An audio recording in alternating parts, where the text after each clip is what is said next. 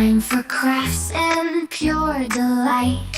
Paper, scissors, let's get started. With vintage tape, we'll be wholehearted.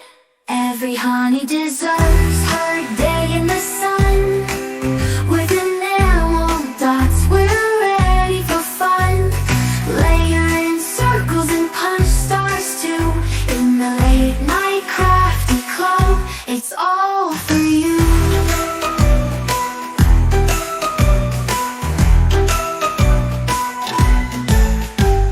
Glue sticks ready, let's make a plan.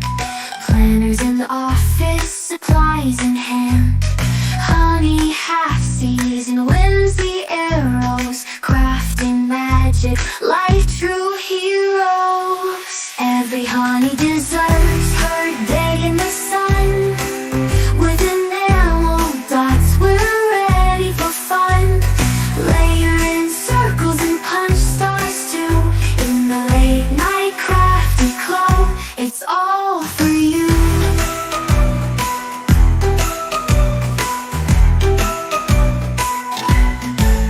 You got some gumballs, let's create a scene. Join the club where we live our dreams. So grab your scissors and come along. Together we'll craft and sing our song. Every honey deserves her day in the sun. With enamel dots, we're ready for fun. Layer in circles and punch stars too. In the Late Night Crafty Club, it's all for you. It's all for you.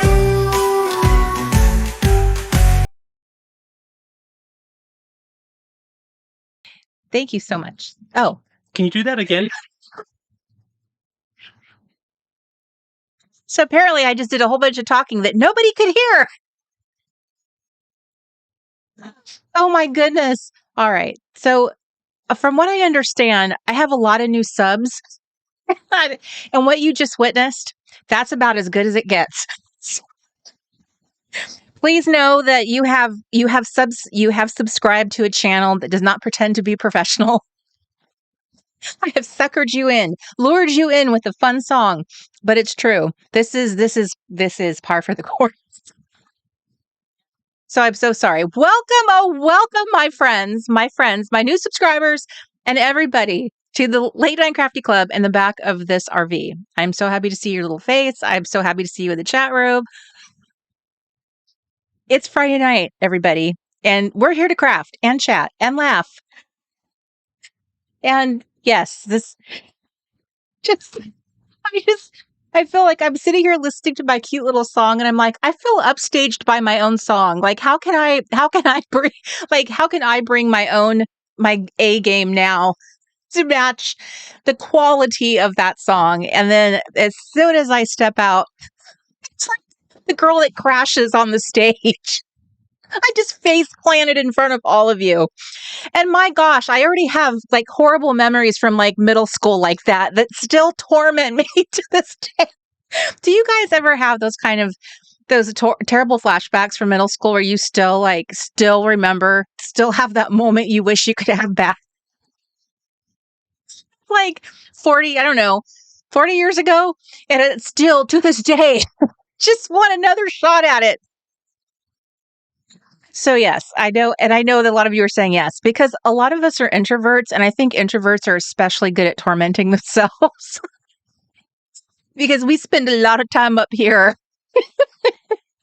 We spend a lot of time up here in a little prison of our own making sometimes, driving ourselves crazy.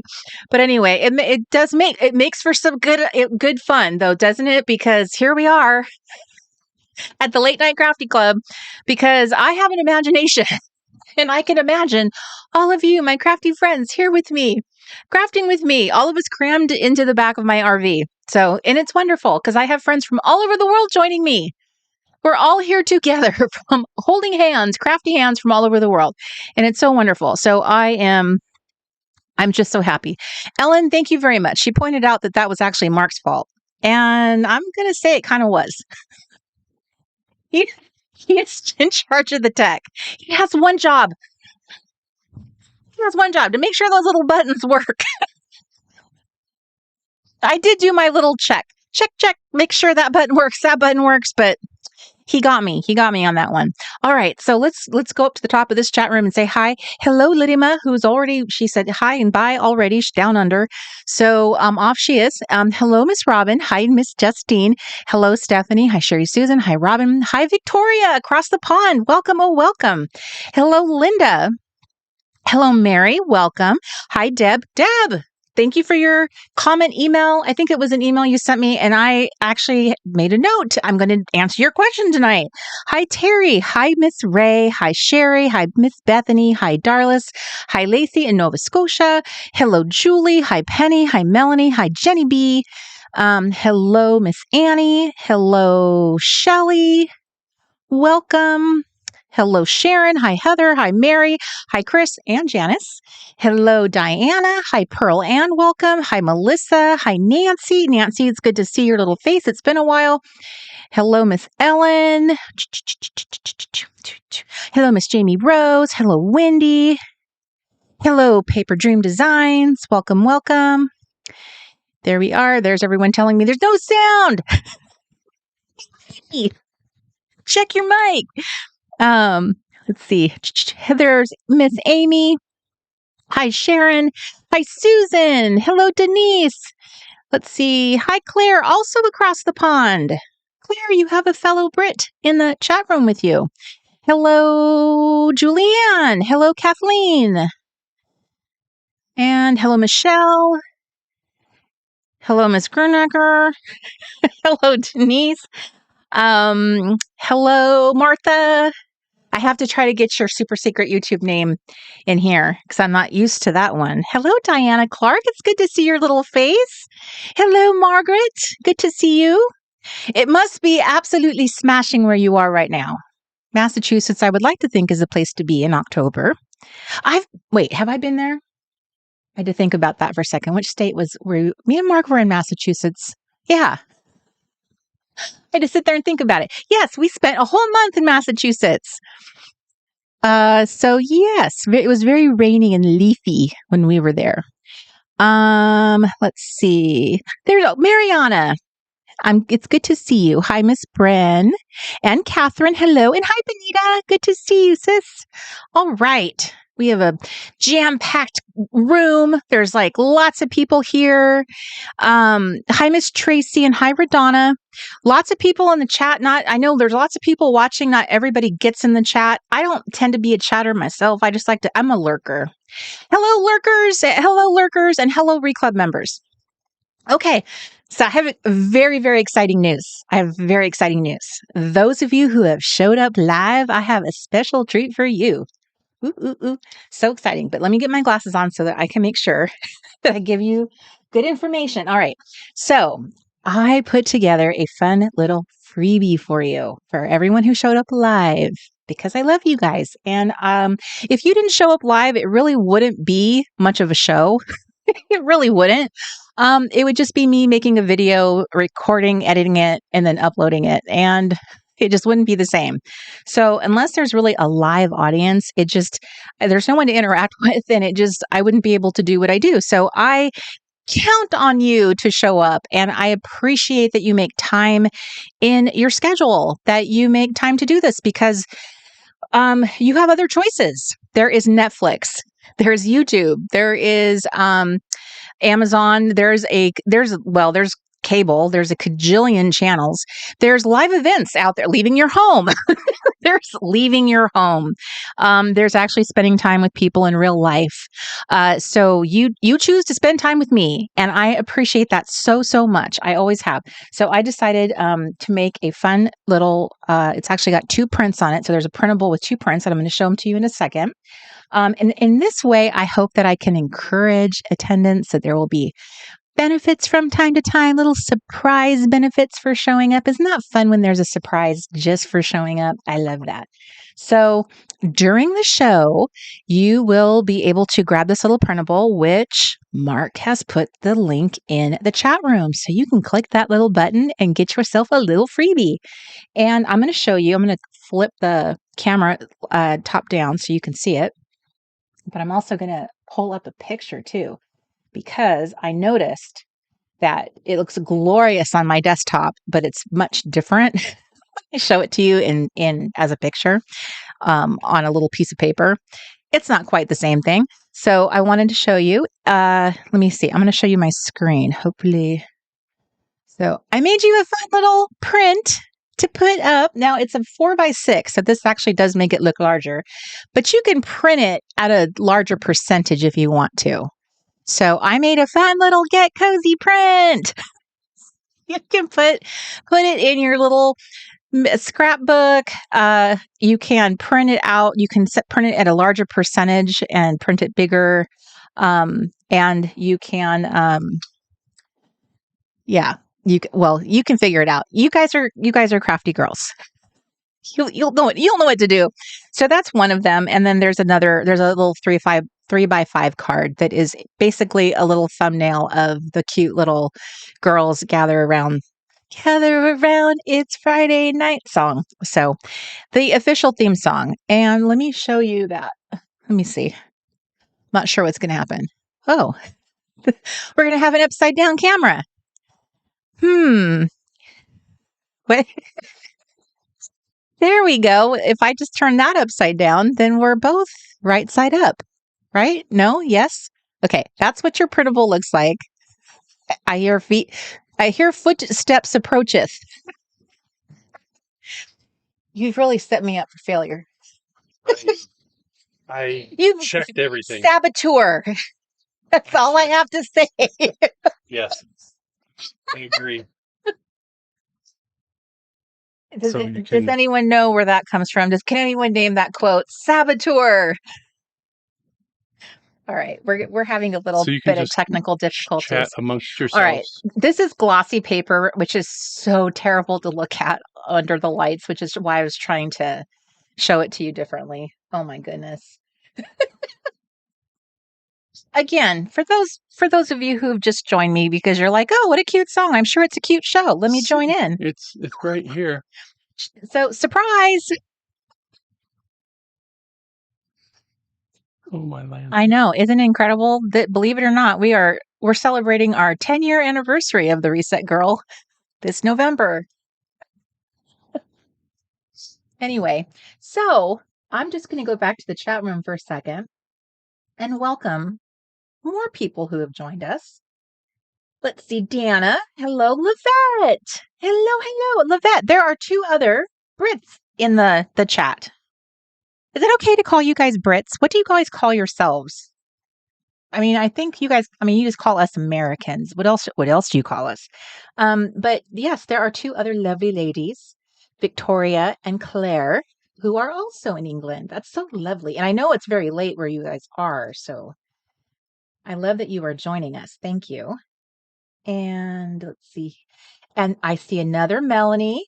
That's so good to see you. And there's Holly Cornice. Hello. And hello, Miss Janice. I see your little face. And yeah, hello. So yeah, everyone who's joining us live, Catherine, yes. Lisa, Evie, hello. If you are tuning in while at breakfast, I am thinking you are down under. Yes, hi Deborah Wilson. Everyone who's joining live, you get a printable and you get a printable. Just, it's a right side up printable though. I'm just showing it to you upside down. No, it's right side up. The camera's doing something weird. Oh, which will be fun tonight. It's a prank. We're pranking you. It's just that time of the year, the pranks. So anyway, do I need to have that camera so you can see what you're doing? Yes. Okay. So everybody, you have your little bingo sheets. You flip that upside down as well for them to see it. And yet it's right side up. I know. That's why I thought things were working properly. It's weird. Okay. See, look at that monitor over there. Okay. Oh my goodness. We're having some weird like inception here. Okay. So anyway, so if you are signing up for our Late Night Crafty Club newsletter, this is one of the fun little treats that you get is the bingo crafting prompt sheet. So you will not be looking at a blank piece of paper or a blank card. You actually have a little prompt to get you going because you just follow this little one-word prompt of your choice and it just kind of gets you crafting, which I have found incredibly helpful ever since it was introduced to me. Also, those of you who are currently on the Late Night Crafty Club newsletter list, I sent you a newsletter last night that included a juicy little discount code that you can go use in the shop until Sunday at midnight and have fun. That's what I would say there. So have fun with that.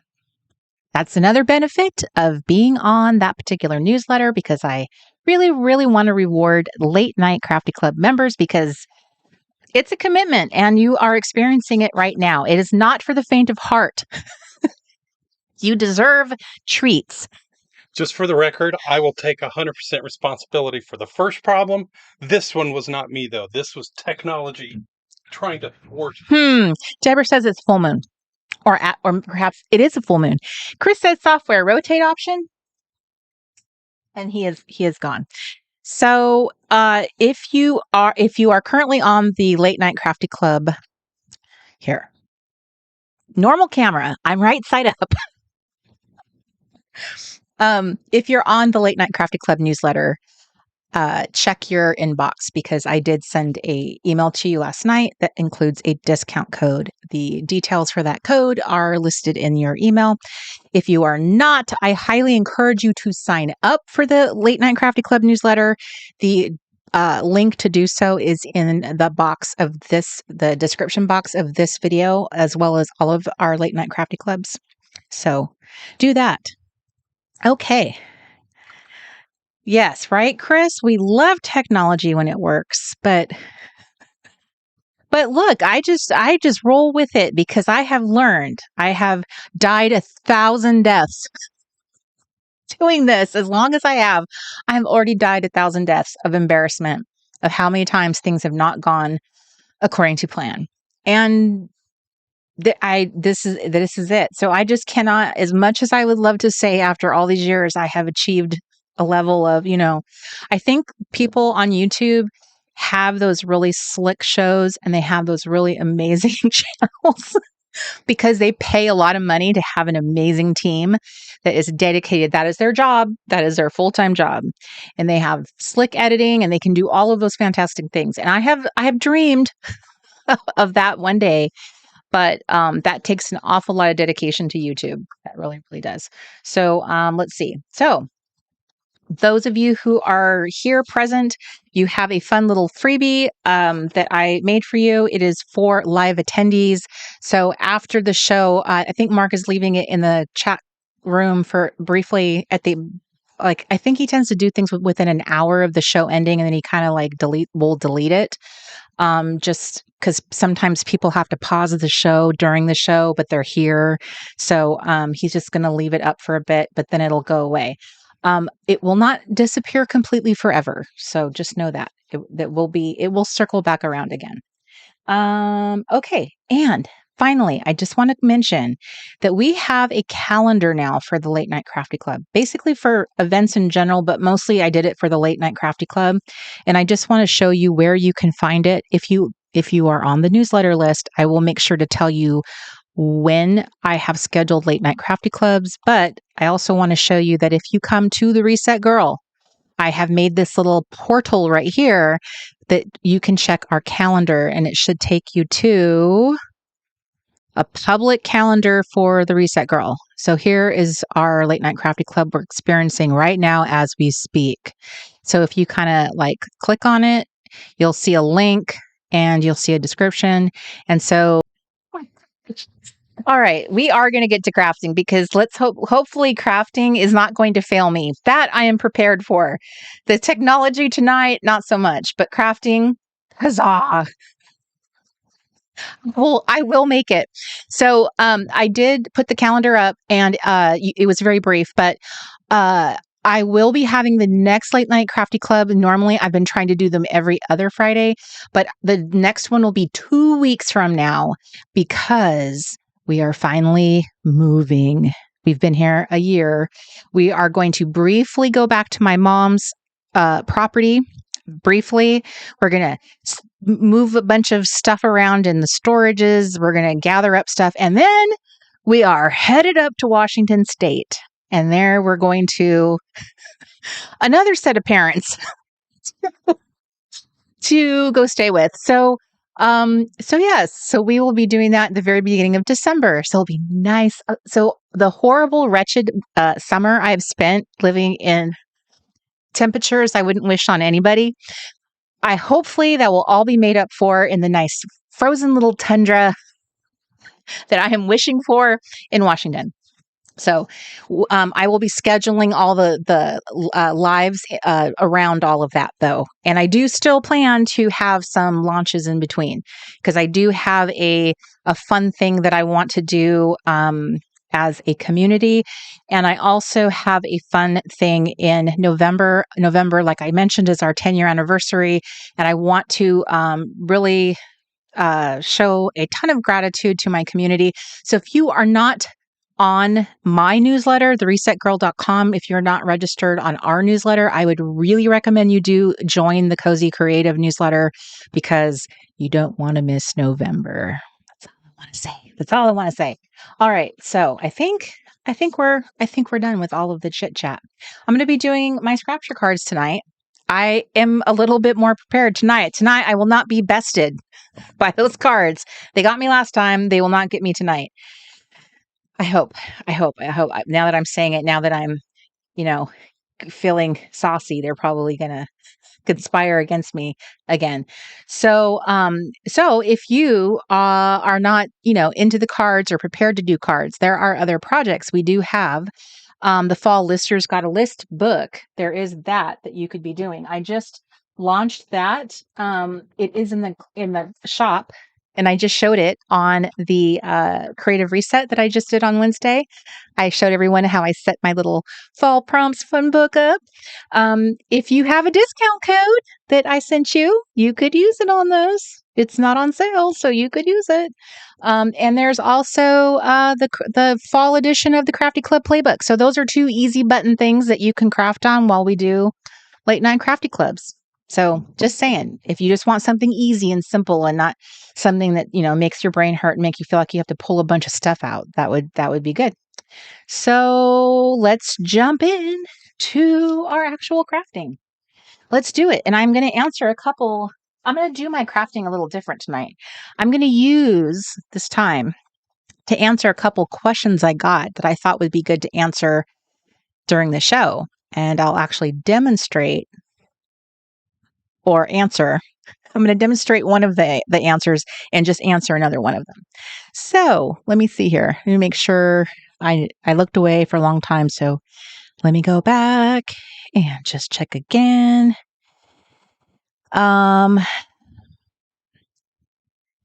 Let's see here. Hi, Dawn. Good to see you. Hello, Sean's Custom Crafts. It's good to see you.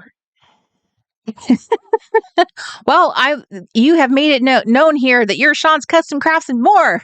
You're in the right spot. You're at the Late Night Crafty Club. So I hope you're able to craft with us. So the discount code was given if you are on the Late Night Crafty Club newsletter. So you had to have been enrolled in that. So be sure to get on that newsletter. The link to that is in the description box below. And from time to time, I will put fun little things in that newsletter. So you want to join that so that I can surprise you. So, okay, let me see.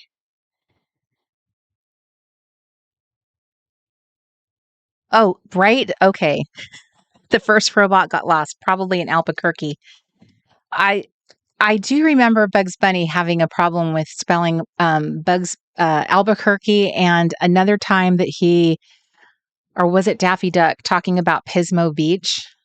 I feel like quite a few of us learned stuff about names of towns and cities in America from Warner Brothers. Or is that just me?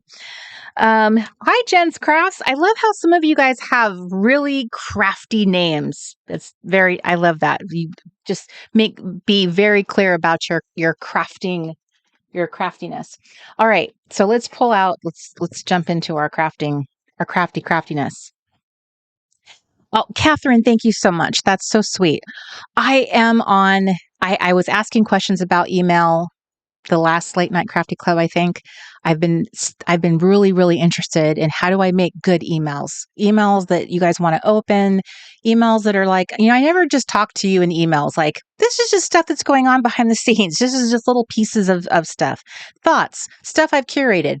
I don't ever do that. I don't know why. I always feel like anything I send is bugging you. I don't know why.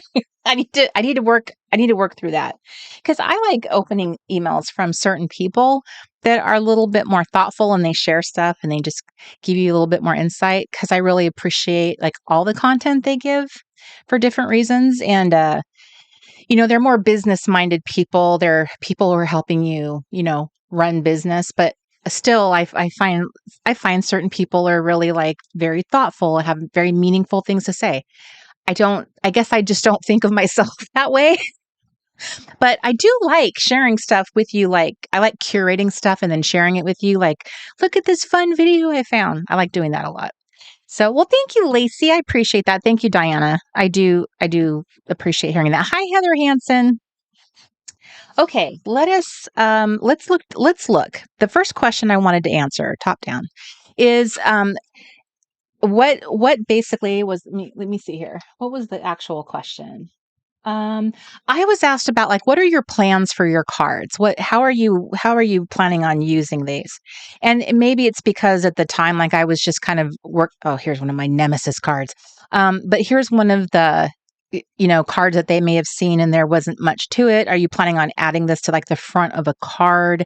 Which you totally could. I don't know that it would work like on an A4 card, because of its size. I don't have an A4 card around here. An A4 card is sort of like a quarter sheet card, that kind of quarter size, the small, not the half card that most of us are used to getting, like a greeting card, but those little smaller ones. I prefer to make those when I make homemade cards, but I think this is probably a little too wide for it. This eyeballing it. However, having said that, I could be wrong, but having said that, when I envisioned making these, all I ever dreamed of was just having a big, delicious box full of them. I just wanted to just oogle a big box of them. So, as I have mentioned, these cards back here were made in 2018. And these are the ones I've made so far this year. So as you can see, I don't even have a full box. This is a box my brother made me. I asked him to make it unfinished because I planned on, I wanted to collage the outside of it and then stain the top of it. But eventually I want to get to the point where, I feel like I'm zoomed in. Uh-oh. This is me having to, okay, I'm trying to find technology. I'm not sure if that is something. I don't see that setting. Do I seem zoomed in to you?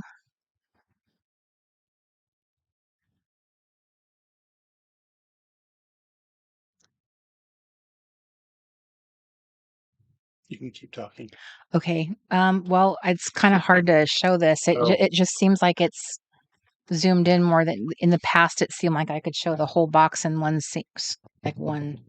Okay. So my hope is that I will be able to fill this entire.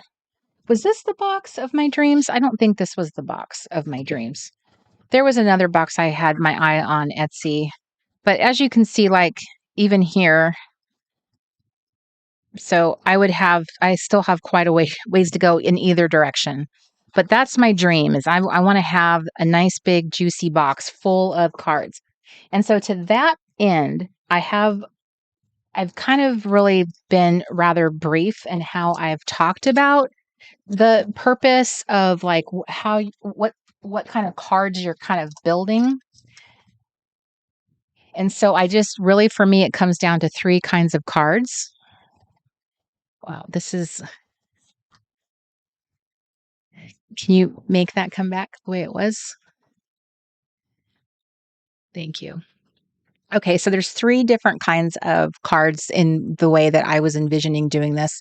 This is my little simple system. So if you are inspired to make other types of cards, that absolutely run free and far with all of your ideas.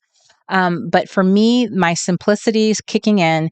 I just wanted to make cards that fit into one of these categories. So the first one is showcasing a lyric, quote, or a verse. So just a simple card that did one of those things. Another category, the second one is just a pretty design, a pattern, or art. So, and that's just like, as an example, this doesn't have any quote on it. It doesn't have any purpose to it other than it was really fun to use a honey. It was a matter of like looking at the colors. It was bringing her all together. I just had so much fun with it. So that would be the reason why it's fun. Like this is another fun card. Oh, this is so, oh, okay. Let's let's go to top down. Maybe this will be better. All right. So another fun card. It's just, there's no purpose. It's just, yay, colors, patterns, delightful. Another example, like, so if it's just makes your little heart pitter pat, those are the kinds of cards that are really fun. So you shouldn't feel like you have to put anything meaningful on them. They can just be for fun. So in this case, this of course made me think of the very infamous quote that came out of a Seinfeld episode where we get the "I can't spare a square," because obviously we have a bunch of squares, and being someone who's always what Our camera disappeared.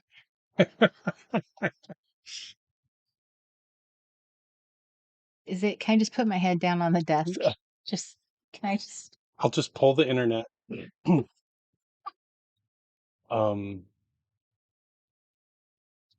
Chris said I moved my mic too far. I basically said, "Can I just lay my head down on the desk? Can I just?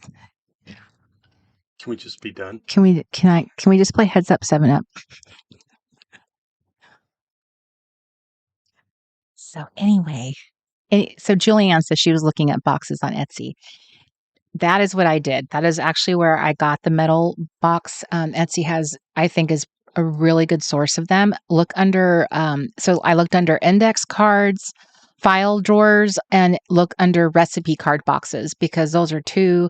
I started out with recipe cards, and usually recipe cards boxes come under 2 sizes. They'll come in a 3x5 and a 6x4. Those are the same sizes that the index cards come in too. So that kind of gives you a lot of options. And most of us love vintage, so that's a no-brainer. So anyway, so that's your second category, is just stuff that just makes your heart sing, just the practice of putting pattern and color together, and like the practice of making cards you love.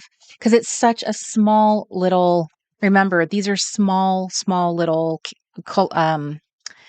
that word is escaping me. Canvas. It's a small little canvas. So it's pretty, it's a small commitment that you're making. And if it starts going wrong and you're not loving it, which happened to me last Friday or Friday before, I just paused it and I just set it aside, and maybe you'll come back to it and have different feelings about it. You can start a little pile or a little box like that that's just like, oh, I didn't really love where this was going, but new eyeballs on it. Give it a few weeks, few days, few weeks. Maybe you will. Maybe you'll have a different feeling about it. And if not, toss it, repurpose it, put a recipe on the back of it and toss it in with your other cards. Use it as a task list, a fancy one. And then the third one. So this is the one I want to show you tonight. So the third one is making a seasonal card, a seasonal or memory keeping style card. Now, I have not shown this or talked about this because that's really not been what I've been doing up to now, but we're here at my favorite season of all, as most of us have fall as a favorite season. So this would be a season where I kind of want to put some fall cards in my box. And my box is loosely kind of like documenting, it not documenting, it loosely is kind of going through time. Every Friday or every Late Night Crafty Club, I am adding to it. So I'm trying to date the cards, keep them in numbered format. So over time, they are sort of representing the year passing. So if you want to, this is where I started having this brilliant idea. You can use the backs of your cards as a way of just jotting like a thought, a little dream you have, an event that's happening. If something is happening in that time period, where you've made a card or you want to make a card to document something that happened, you can do that on the back of a card. You can make a picture of whatever you want on the front and then go ahead and put something on the back. That could work out really well. So I wanted to show what I'm going to do tonight is do a couple cards, but I wanted to show how I have these little. I know I'm not a seasonal person. I don't tend to have a lot of embellishments or stuff. I try not to. I don't tend to craft like that. But this stuff I've actually been keeping in this little box since 2019. This is when Forever Fall first came out. I'm sorry, I misspoke. They haven't been in this box since 2019. Originally, all this stuff, I had it like in a Ziploc bag because I was actually traveling with it. So this is Forever Fall. I put all the little embellishments and pieces that I actually had cut out and stuff that I wanted to put in that little junk journal that I made for it. And so at the time, they were all together.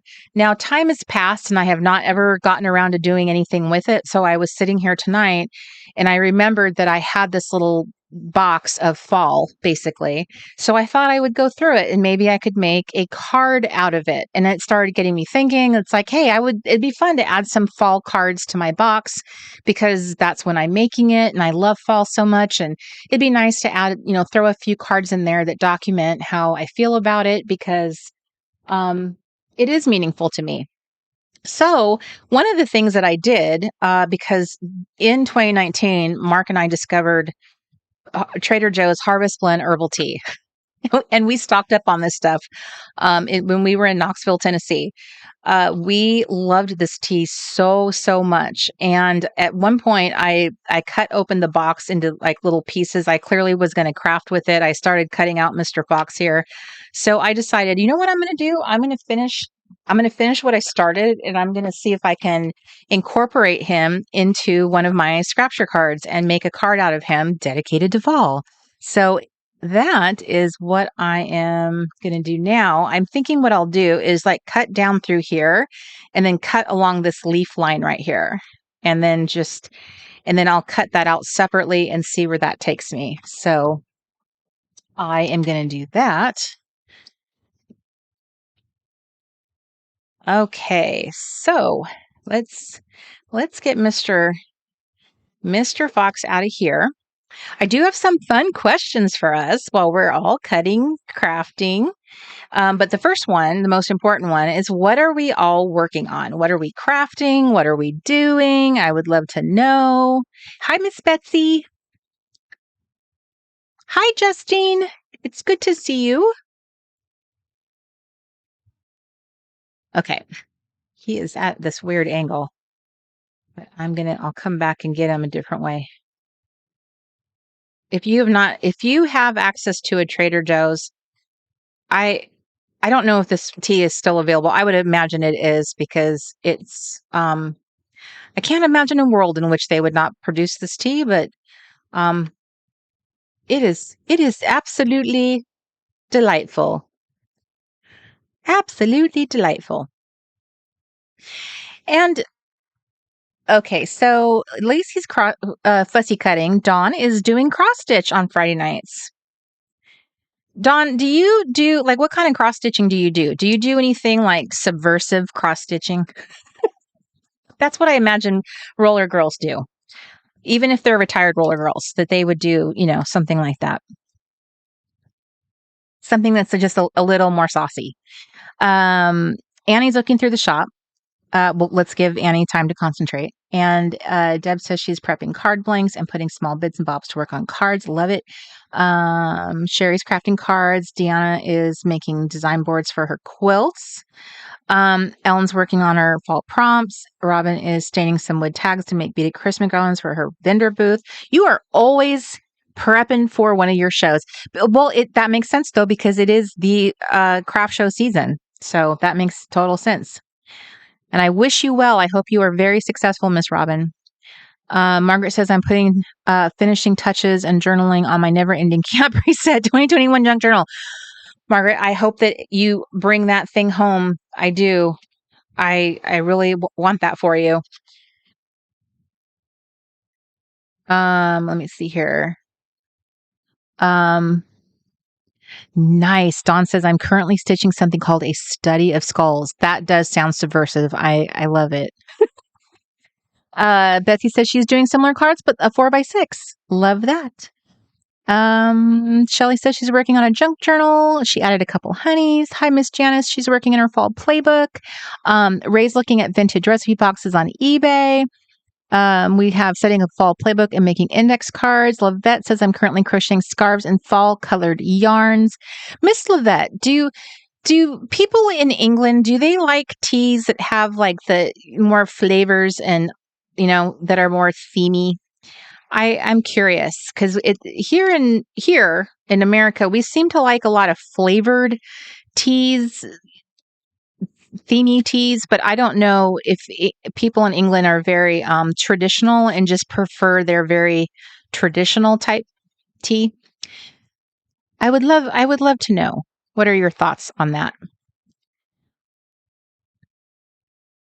Whoa, Sherry, you just reminded me. Okay, I just need 1 second. I'll be right back. I have to go get something so I can show you guys. I'm going to put the ad on 1 second.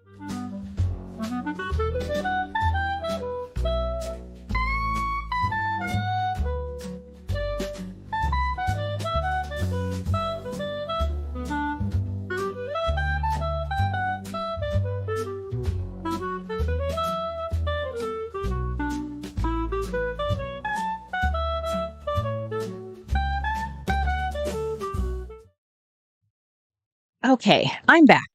That was brief. And thank you for pointing that out, Miss Margaret.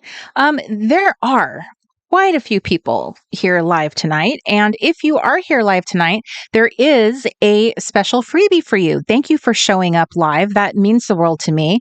There is a link in the chat room right now for a special freebie that only live attendees get. You don't even have to have been a live member for a long time. It is my thank you to you for showing up tonight. I did get a lot of new subs recently, and I'm very, very grateful. And I just wanted to do something very nice because I figured I would get new people showing up. And I thought, well, let's put out treats for everybody. And if I didn't have people showing up, it wouldn't be a very exciting show, would it? So I am very grateful to my loyal Late Night Crafty Club members, being so faithful to show up every time I do a show. So go grab your freebie, enjoy your little cozy crafty print, and hopefully it'll be a little reminder to join the Late Night Crafty Club where we will always make room for you. Now, having said that, I needed to show you guys. Look at these fun punches. I have them. I think I bought these like a month ago and they've been sitting on the shelf. I keep forgetting to grab them to show you. So I have never seen these before. I cannot vouch that they're actually awesome. They feel fine. They feel good. Very compact. This is a star, a heart, and a circle.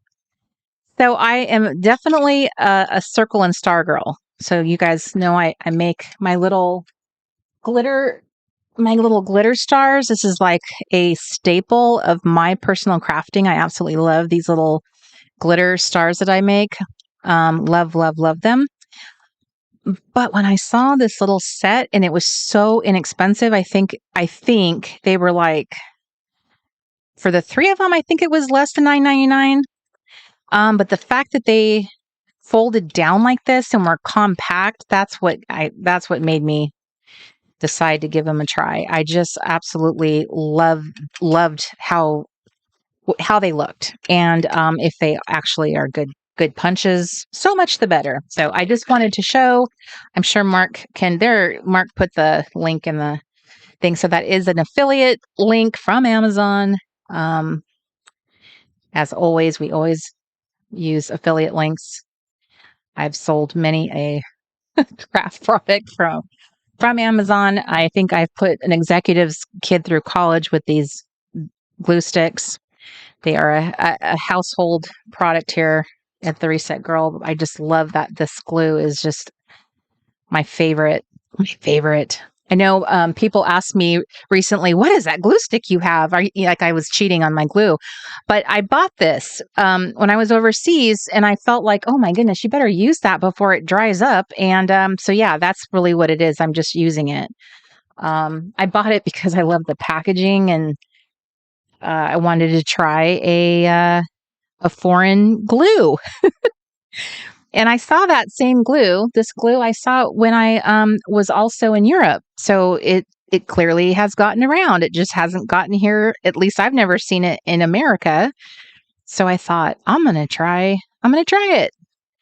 And I've had it for years, and I still didn't open it. So it's amazing how long a glue stick can actually last without opening it.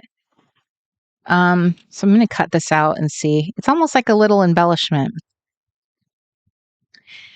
So sometimes I was thinking, sometimes when you have little pieces like this, you might like kind of pop them up a little higher and treat it like a tag, so it can kind of sit up like that. Like perhaps I should hold this so you can actually see what I mean. So yeah, I think that's what I'm going to do.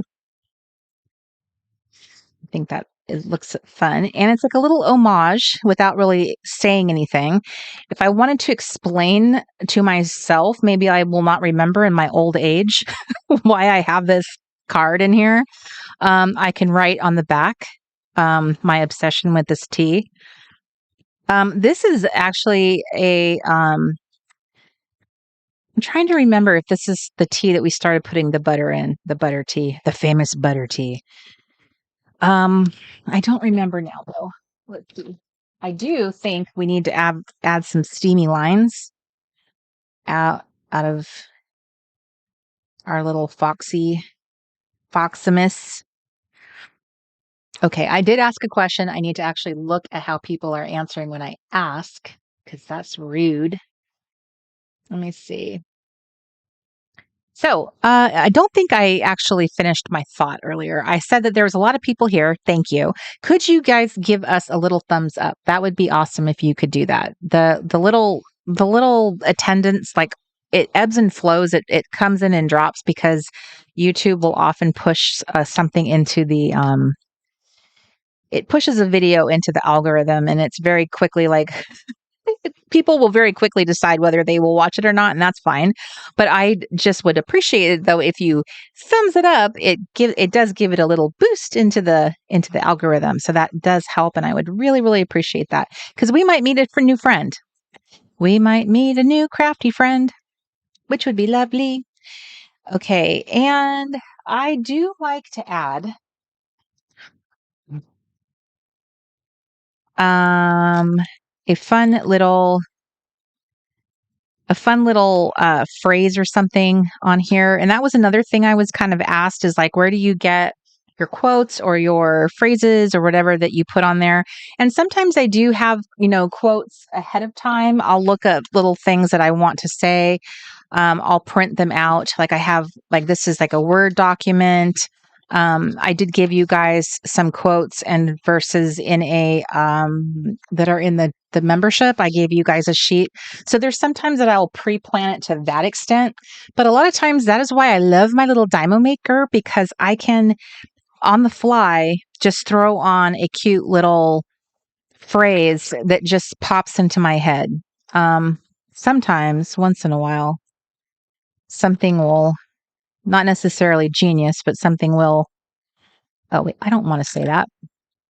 Something will occur to me that I want to say. I wonder if I'm getting to the end of my tape here. I've mentioned this before, but the tape that I'm using is actually from the 80s. It's probably like 40 years old, or like, what year are we in? Yeah, it's like 40 years old. So it is still going strong though. I am really impressed. So this tea is kind of spicy. So, and I love how this wood grain tape, which is what it is. This is wood grain Dymo tape, and I got like a whole box of it. It had like rolls and rolls, and I love it so much. I will be so sad when I'm use it up, because I use it all the time. This is like my little inner 11-year-old is just so happy playing with this thing. I never get tired of it. Never, never, never. Okay, so I see a lot of hi, Miss Jade. I see your little face. Okay. I'm Oh my goodness. Lacey says that the punches that I was showing you guys are $48 Canadian. That's crazy. That is nuts. That is some seriously, what is that word? Inflation. Hi, Sean. So I'm going to put spicy bliss. Okay, so that's a really, really, really simple card, but I'm going to keep that. Let me see. Maybe I'll do some dots at the very minimum. If I do dots, whoop.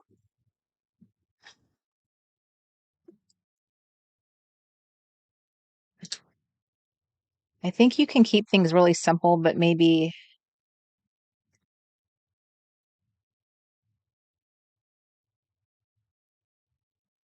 I'll just be a little fancier. How's that? I'll be a little fancier.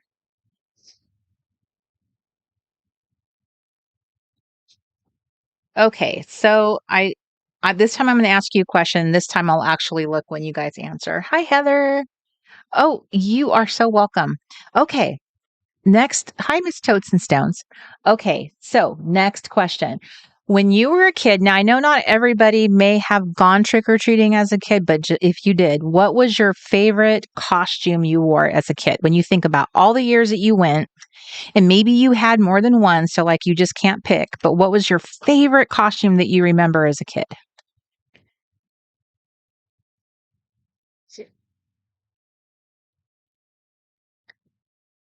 Sometimes I think the schools, at least my school, all the schools I went to, always had like kids were allowed to dress up, even if you weren't allowed to go trick or treating. That you got to dress up for school. You are welcome, Miss Donna. Miss Grunecker says drill instructor. Lisa, hello, Miss Lisa. She says Little Red Riding Hood. I love that. I made my daughter a Little Red Riding Hood costume for Halloween. I loved it so much. Blessed and Kelly. I love that. A princess. My mom made her costume, and my one was made with tinfoil. Isn't that awesome? Amy says a punk rocker, 1982 or so. I teased my hair way high and sprayed it purple and pink and wore leather with studs. Oh. Dawn says my mom made an amazing Pebbles costume. She was an amazing sewer. That's awesome. Do you have a picture of it, Dawn? Amy, do you have a picture of yourself in that? Diana, a witch. I had a really scary mask and I loved it. Janice says a flapper. Holly says Dorothy from Wizard of Oz. My grandmother made it. Deb says Mighty Mouse in the 1960s plastic mask, and my mom added a black shoestring as a tail. So cute. Betsy says Casper or Wonder Woman. Hi, Miss Shelley K. She said we had a pet raccoon, so one year my mom sewed me a raccoon outfit. It was so cute and furry. I bet it kept you warm too. Shelley said Raggedy Ann. I wore that to school. Dawn, you should totally do a little scrapbook page to that and put it somewhere in your house. A little homage to your mom, because that's adorable. Jenny says I was a hobo and my sister burned a cork and made my face dirty and gave me cash. Amy says somewhere, yes, an actual photo form. Yes. Pamela, hello. I was an orange crayon one year and Casper the Ghost. It was the 1960s. Blessed and Callie says, does anyone remember the plastic costume and mask with a string? Ramona, thank you for reminding me, Ramona. I remember those costumes. Yes, I do remember. That was pretty much what you had to. That's all you really had to choose from if you were a kid. And the store was the boxed mask and the matching like plastic costume. And yeah, I don't remember buying one though. I don't remember my mom ever getting me one. Ellen says everyone was cobbled together by me. Costume fail. I think Fave would have to be my Charlie Brown. All I got was a rock one. I had a ghost costume like that as a little preschooler. That was the little Charlie Brown one. Margaret said, I like the Ben Cooper disgusting boxed plastic costumes, but I only got one. I loved my witch costume, which consisted of my dad's graduation robe. Which, oh my gosh, that sounds so cute. Dawn Bright Saunders, hello. I'm so glad you're here. Welcome to the Late Night Crafty Club. We are talking about costumes we wore as children. And yes, there is another Dawn here. We're talking about Halloween costumes we wore as children. Who is your favorite? Groucho Marx in my grandfather's tuxedo and bowler hat. Janice says, I was Groucho Marx too. Julianne says, I had plastic Max sets. My mom gave me a bunch of them. Oh my goodness. The only Groucho Marx that I remember was Lucy Ricardo when she actually had Groucho Marx on her show. But I don't remember anyone ever being that, like when I was a little kid, dressing up like that. Well, not even as like an older person. I just don't remember that particular costume. So I love that there was people who were more creative and artistic out there. Okay, so I'm going to set that one aside. That one was a super simple one. That was not fancy at all, but that's what they can be and should be, is really simple. So one thing, at the time I was like pre-cutting all my paper for this little 4x4, junk journal. And that's why all these squares are in here, because this was all going to be part of a junk journal. So something you might want to consider in how you store your stuff, if we're talking about storage and organization for your crafting, your little fall stuff or your Christmas stuff, or however, you kind of designate things, kind of putting stuff together. These little photo storage boxes can make a great storage solution. You can keep it even simpler, like in a Ziploc bag that you write on with a marker. I was actually going to do I am going to offer a little decluttering preparation setup. I don't want to call it a workshop. It's not really what I'm thinking of, but something in that family, because I want to get everyone to get ready for the year ahead. And I was thinking about little tips like this, is like, how do you store your stuff so it's accessible. I don't use the fall stuff until fall comes, so keeping everything in one little box is really nice. But I do like using even packaging. This is from the tea box. When you go on a trip somewhere, keeping the packaging from your stuff. At the time, this chain had just come out, so I had taken something. This is before my diabetes diagnosis. That is a distant memory now. But anyway, that's some of the stuff that I like, is cutting the paper pre-cut. So when it comes to your cards, you can still do the same thing with cards too, is using a 3x5 your little crop and doing the same thing with packaging that you have. Let me give you another example. When I fall in love with packaging, this was from Passover last year. This was one of the little packagings that I got because this artwork was so cute. So I ended up saving this and just wanting to hold on to part of it. just thinking it was really cute. So like that would be an example of something that you could do, is take your little crop and then, put it somewhere, taking it on something and using that backing as using that piece of cardboard as your card. And then you could write on the back of it what it symbolizes, what it means to you. I've held onto that box, has been tucked into the far back there forever, just because of that, because I wanted to take a little piece of it, because I thought the illustrations on it were so cute. So anyway, I know a lot of people love using packaging too, but I did want to have you consider that if you had boxes of tea, if you have little fall cookies, little fall treats that you love, consider using your photo crop to crop them out and treat it like a card. I could have done that with the box, the whole box of tea, actually tea boxes, the way the way that they are designed. You can actually take the lid of the box and treat it like the card. I mean, the size of them, they tend to fit that really well. So that would be an example. So I did find this little easy chair in here. I also found this lovely little Forever Fall. So I started thinking about how it would be cute to kind of make a little, like a header, like a divider card. If that's what I'm trying to say. To kind of separate all my cards from the rest. Like a category 4 fall is what I'm trying to say. So I'm going to go through my backings and see if I have one in here that I like enough for that, or another thing I can do.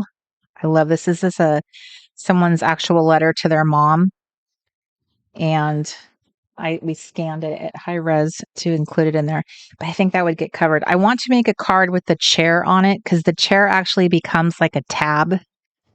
I thought that would be really cute, and make it the kind of, I don't know what I'm thinking of. It's kind of like a divider, I guess is what I'm trying to say. Maybe I should just say that. So if you wanted to make a little separate section of cards for a season, like the same thing for Christmas, if that's really meaningful to you, you could make a little set of cards to do some kind of little simple documenting. Sometimes people find like full-blown memory keeping is very overwhelming. This might be a very simple way of just jotting down a few things you want to remember about the season or about the activities. I know like some of the things I threw in this box are kind of interesting when I was looking through them. Like I found this little tag in here, and it has like the little string, and it has the really adorable little, I think they call these light bulb, like, no, wait, they call them pin. I can't remember the name of these. There's a name for this type of, it's a pin something, or Tim Holtz makes them. It's almost like they're a safety pin, but they've been kind of changed in their design. But even something like this, a tag attached to a card, adds such interesting texture. This is probably from something I bought back east when we were traveling to Maine, and I just kept it because it was one of my purchases. So like transforming my little card, adding something here, keeping the thread, the little pin, all of it, a bowl pin. Thank you very much. I knew you guys wouldn't let me down. Every time I struggle, I'm like, I know that they're in there trying to save me. So as an example, here's one of our cute girls. So you might not be able to get all of her on this tag, but you could get some of her on here. She's one of the honeys from the Forever Fall collection. She's on the printable honeys. So like you could make a tag, like add her to a tag. I'm sorry, I keep holding this in a really awkward way, don't I? Shame on me. Okay, let me hold that up differently. So just using ephemera and things that you just like from your travels, from your little trips that you take. Fall is such a wonderful season for like going on little road trips and doing fun little things that you've purchased that you might like. if you want to add one of your little fall embellishments to it to kind of like zhuzh it up and make it more fun and fall-like, I mean, even if it's just something like silly, it can be a really fun way to make this more fall-ish embellished and then do something with it. Like here's a honey. And then this could be attached to one of your cards. Now you have more texture added to it and dimension. It's given it heft. It's just the whole thing is now elevated. I probably wouldn't add it to this because this is such a blah color. It's a little more meh. I would probably add this to something that has, let me grab one of our other cards. So I had a blue card. I'm not sure where that went. I love using the dividers themselves to craft directly on. I just think, it's so yummy. They're so thick and delicious. And I personally, if you go on Etsy and I think I've even found them on eBay and look for vintage index dividers, I have bought them just for crafting on because they're just so fun. So you could use this as a way of as an embellishment and just because this is just so cool, it just adds a little extra something, it's more fun than like a manufactured tag, a scrapbook tag. It's a little bit more fun because it was a real tag, something real. Another thing that I found in my little box that I thought about was I bought this from an online seller, an Etsy seller. It was just a scrap of this really pretty mustard fabric that they tied to a paper clip, and I bought this from them. It was matching fabric to a book pocket sleeve that I bought from her. So I'm thinking these are probably pretty easy to make. So these are really simple to add to the top of a divider or a card, and you could use that as a way of separating things and using them as like a separator in between your different divisions of cards that you have. If you want to keep certain like cards together, like your memory keeping cards separate from your quote cards and you're separate from your I haven't shown you all the different kinds of cards I have in mind. I wanted to develop that more in a workshop for you because I actually have been working on this concept for a really long time. There's a system in my mind for using cards in different ways, like note cards, like for taking notes. A lot of you are book readers. Sometimes there's ways that you want to hold on to notes, and there's many different people. Like Ryan Holiday has a really great note-taking system. A lot of like authors use a card system. They love index cards for note-taking so that they can work those notes into their book outline and then produce the book. So index cards and note-taking can be a fantastic tool. But of course, as a creative, it's really fun to make them fun note system. So there's so many ways to kind of like have a practical note card system as well as just a really fun. I just really enjoy making delicious, yummy cards. So if you're the kind of person that might feel like you want to do something that has a little bit more practicality to it, maybe a more cute note card system might be more like your thing because sometimes people feel like they're wasting time when they're kind of doing a hobby. And then other people are like, oh no, having a crafting hobby is like my peace. It gives me, it helps my stress, all those things. So it can go either way. So,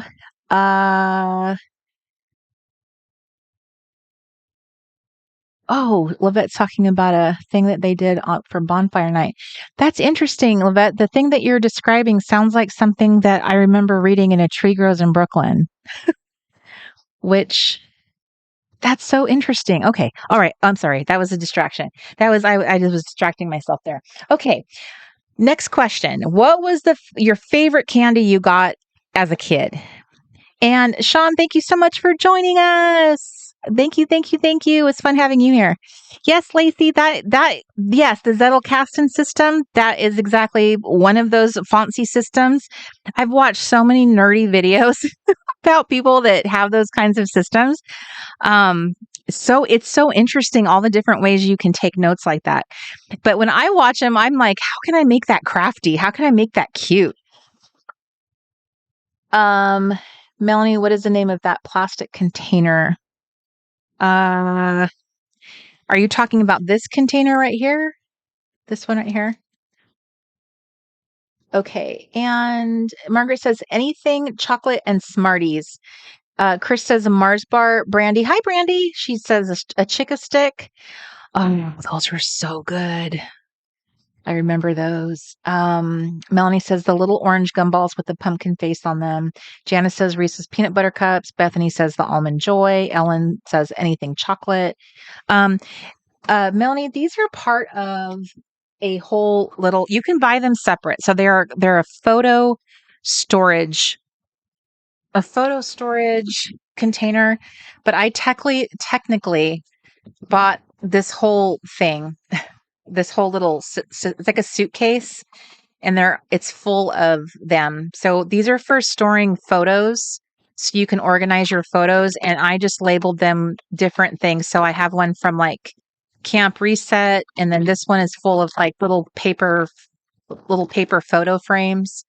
So that's what it's from. I just keep different craft supplies in each one. And it has worked so great because when you're in a small space, you have to be really creative with your storage. And I absolutely love these little photo boxes. You can get them at Hobby Lobby, Michael's. You can buy them separate. I've bought mine on Amazon. You can buy these individually, and you can buy them in the little suitcase style.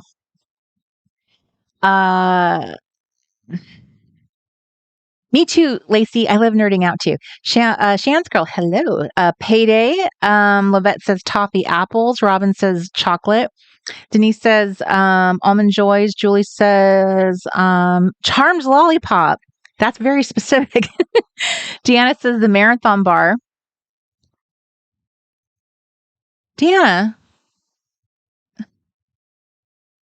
I am drawing a blank. Which one is the marathon bar? What part of the country did you grow up in?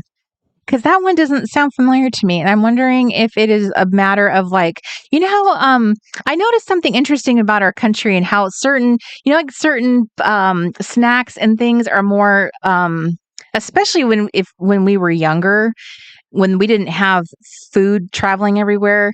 That does not sound familiar to me. The marathon bar. Interesting.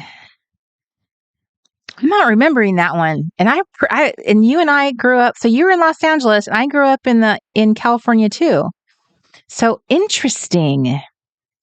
I'll have to look that one up because I don't know how I could have missed that one. And I'm sitting here thinking, I'm like, how? I mean, I was a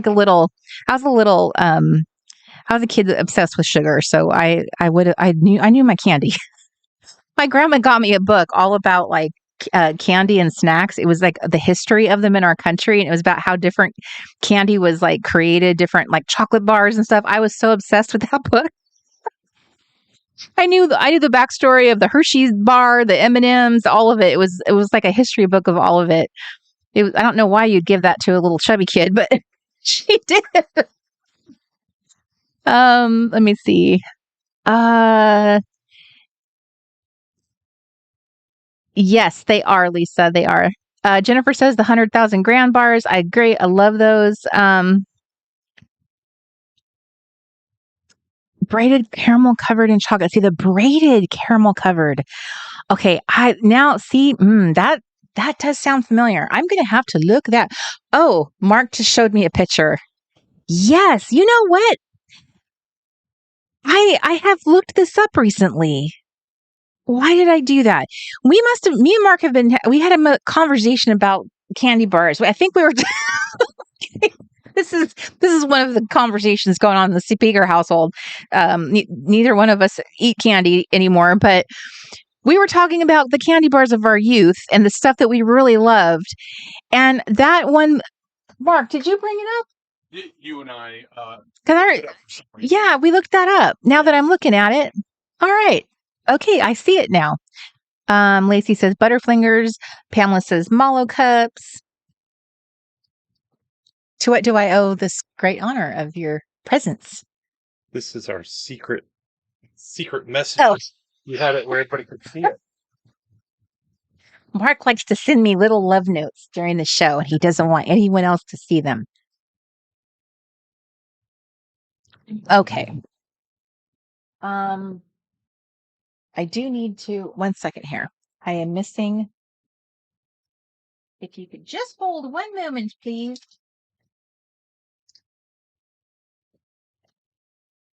There we go. My lips are getting very dry after a fan blowing on me. A sky bar.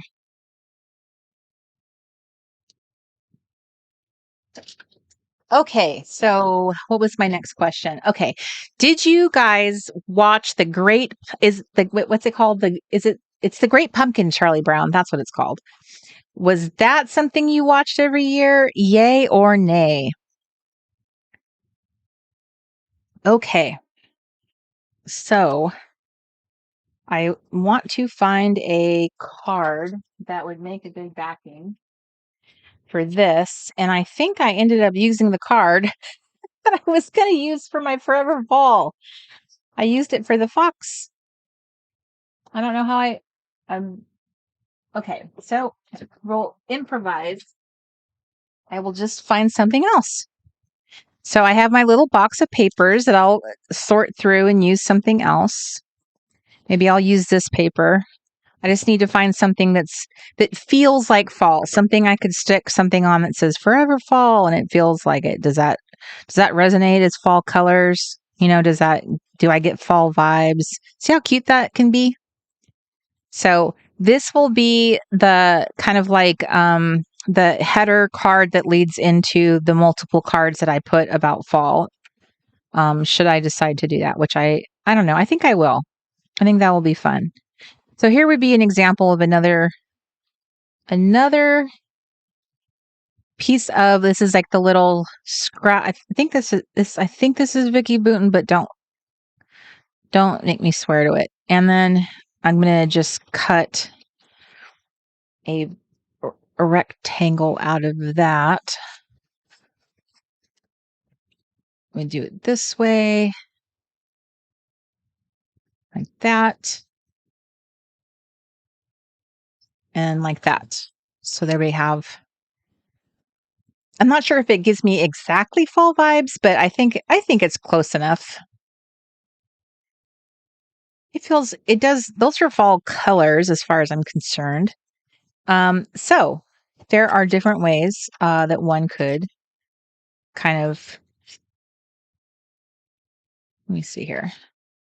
Because I kind of thought about using this chair and just sort of like having it on here and using this as kind of like a tab at the top. I thought about putting like a honey on the chair, even though like she wouldn't have any legs. I was like, I don't know. I was trying to think of different things. I could bring the chair down lower and like its little legs would be cut off. Would that be strange looking? Let's see how that would be. I think no matter how I look at it, it's going to be more of like, what's that word? Guess what Corey's thinking. It's sort of like, it's like you're trying to give the idea of her sitting on the chair. It's not literal. So I'm going to go ahead and I think I'm going to cut the legs off because I don't think I can actually get the chair on here. I think it looks kind of weird being up so high. I don't know. Do I though? I think this is about preference. Do I feel that way or do I not? This girl feels like the right fit for this card. Her dress is like totally fitting with the pattern behind her. Uh-oh. I'm looking down in the... Okay, so I have a lot of yays, yes, every year for Charlie Brown. Except for Chris. Chris, how could you not watch Charlie Brown? I don't even understand. I don't even know how to compute that. As a little boy, that just did not get get played.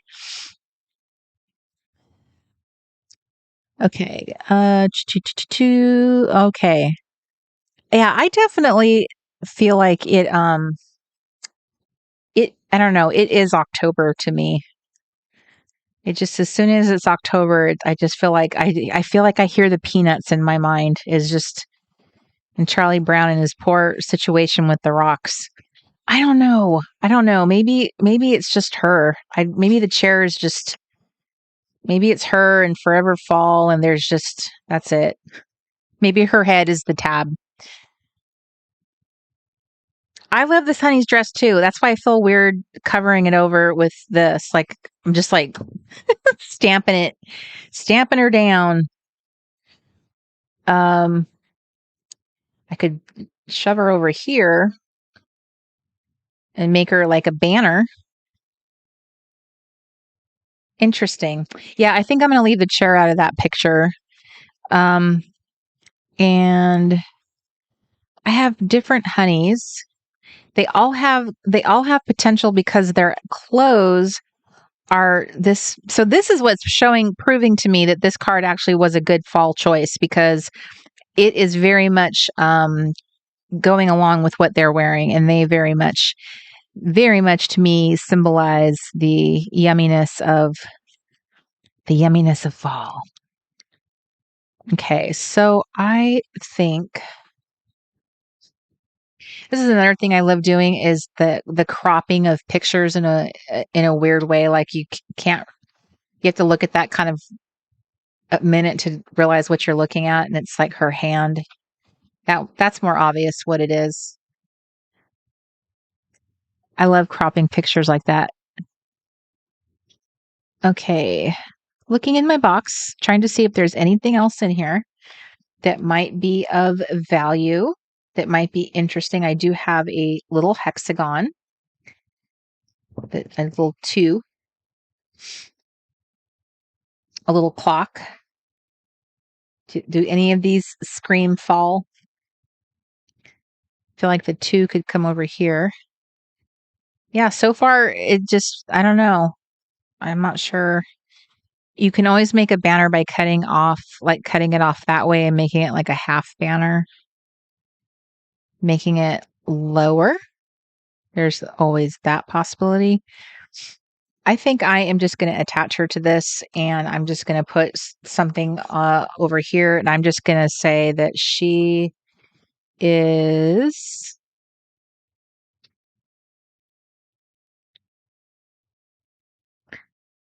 okay. So I am going to put her on this, and I'm thinking about how in the past, if I want to use her as like a tab, she's not on cardstock, so she's actually a sticker.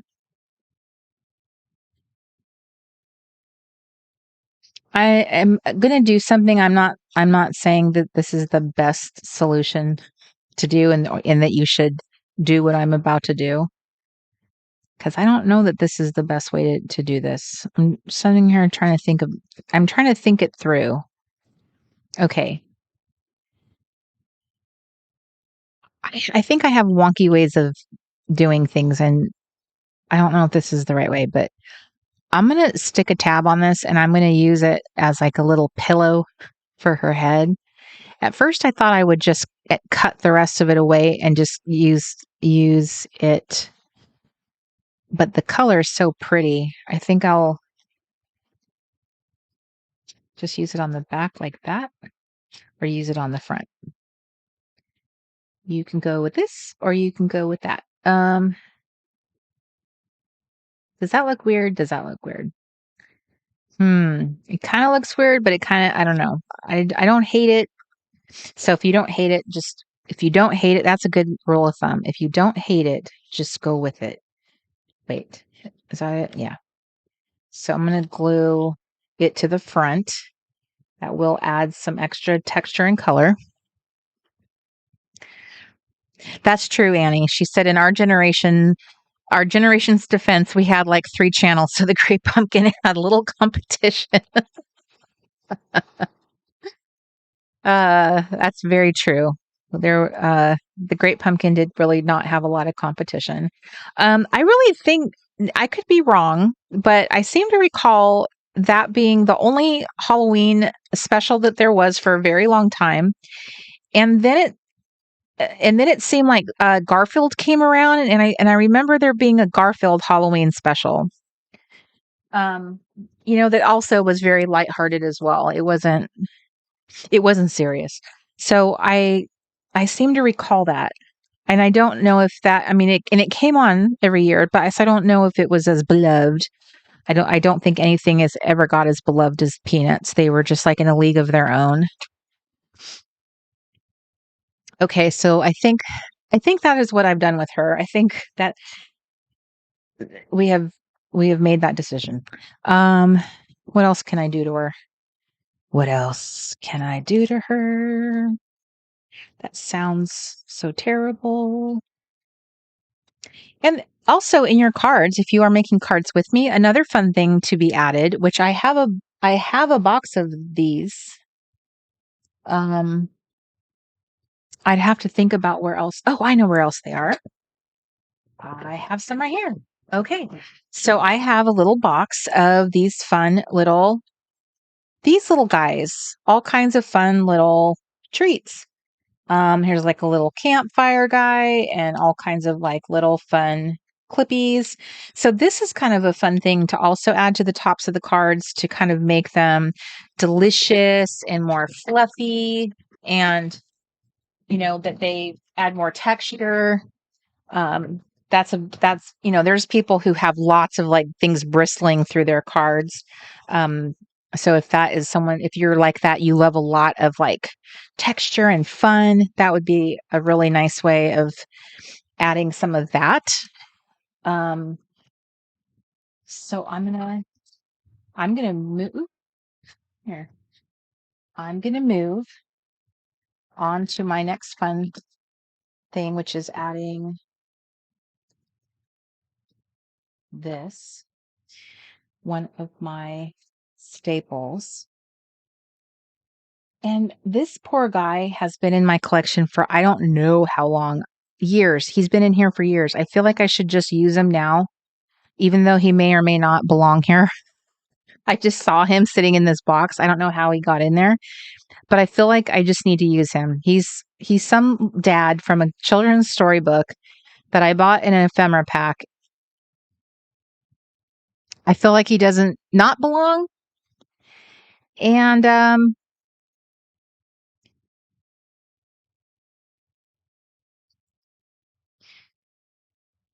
about he's the guy, the salesman, and no, wait. She's single. So he's the salesman. She's thinking about him. He came to the door. He's single too. And she's thinking about him now. She can't get him out of her mind. Fall is a romantic season. That's the story we're going with. The guy who came to her door. Who knows what he was selling?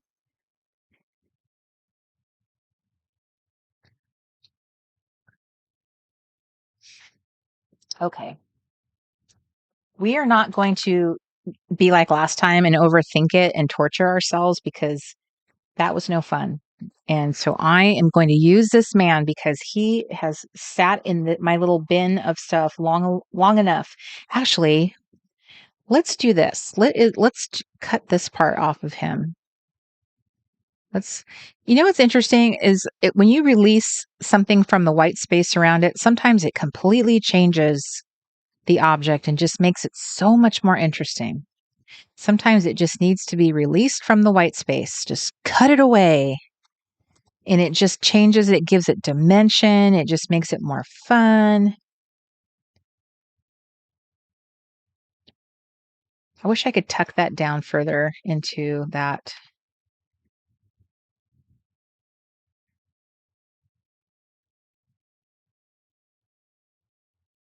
Robin says it reminds her of Les Nessman.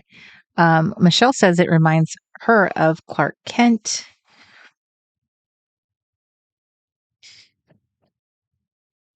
If it's this, I do like that. Let's see if there's another.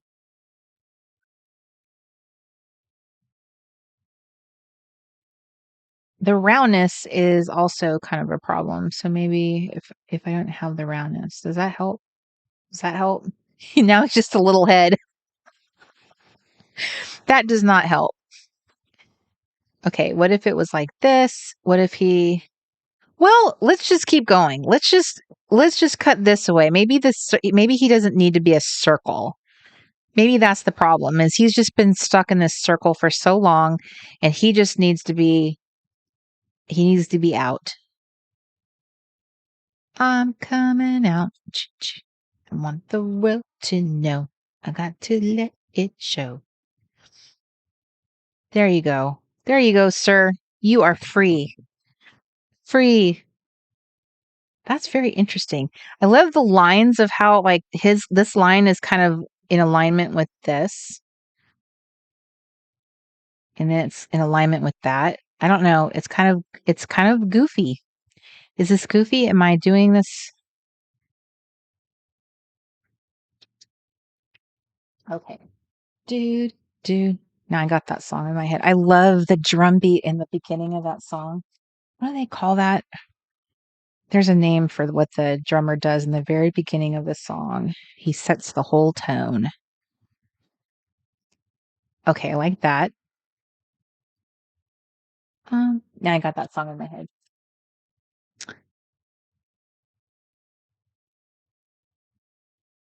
Lost pins.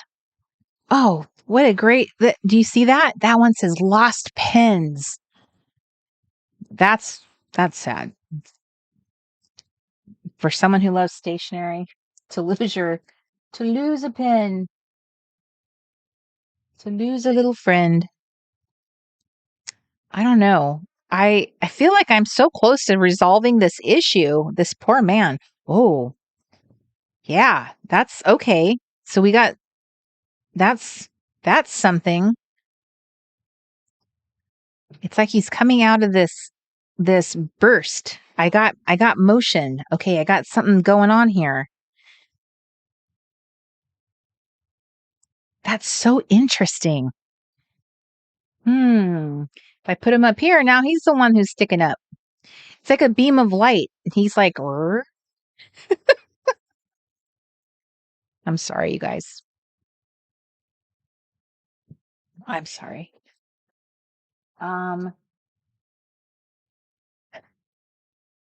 This is, I think, one of the problems with introversion is sometimes the filter you use for like your inside thoughts versus the stuff you say out loud. That line in between, like the filter gets narrower and narrower sometimes, and it doesn't help doing this live stream. It doesn't help. Okay. Sometimes my brain's just like trying to think of something to say. I struggle with the craft. I'm just struggling. So sometimes stuff is coming out of my mouth. I'm not sure. I'm not sure what's happening. I don't even know. I'll come back and watch it later and be like, oh goodness. I don't remember talking about it. Okay. I feel like there was something good happening with this and now I'm losing it. Yeah, he seemed like he was on a good. I don't know what it is. Is it because he's getting mushed in here? I don't know. Do I want to just keep chopping this poor man down? What if I cut off his shoulder? And only it's just a little strip. Oh goodness. Oh, this is yeah, he's sir.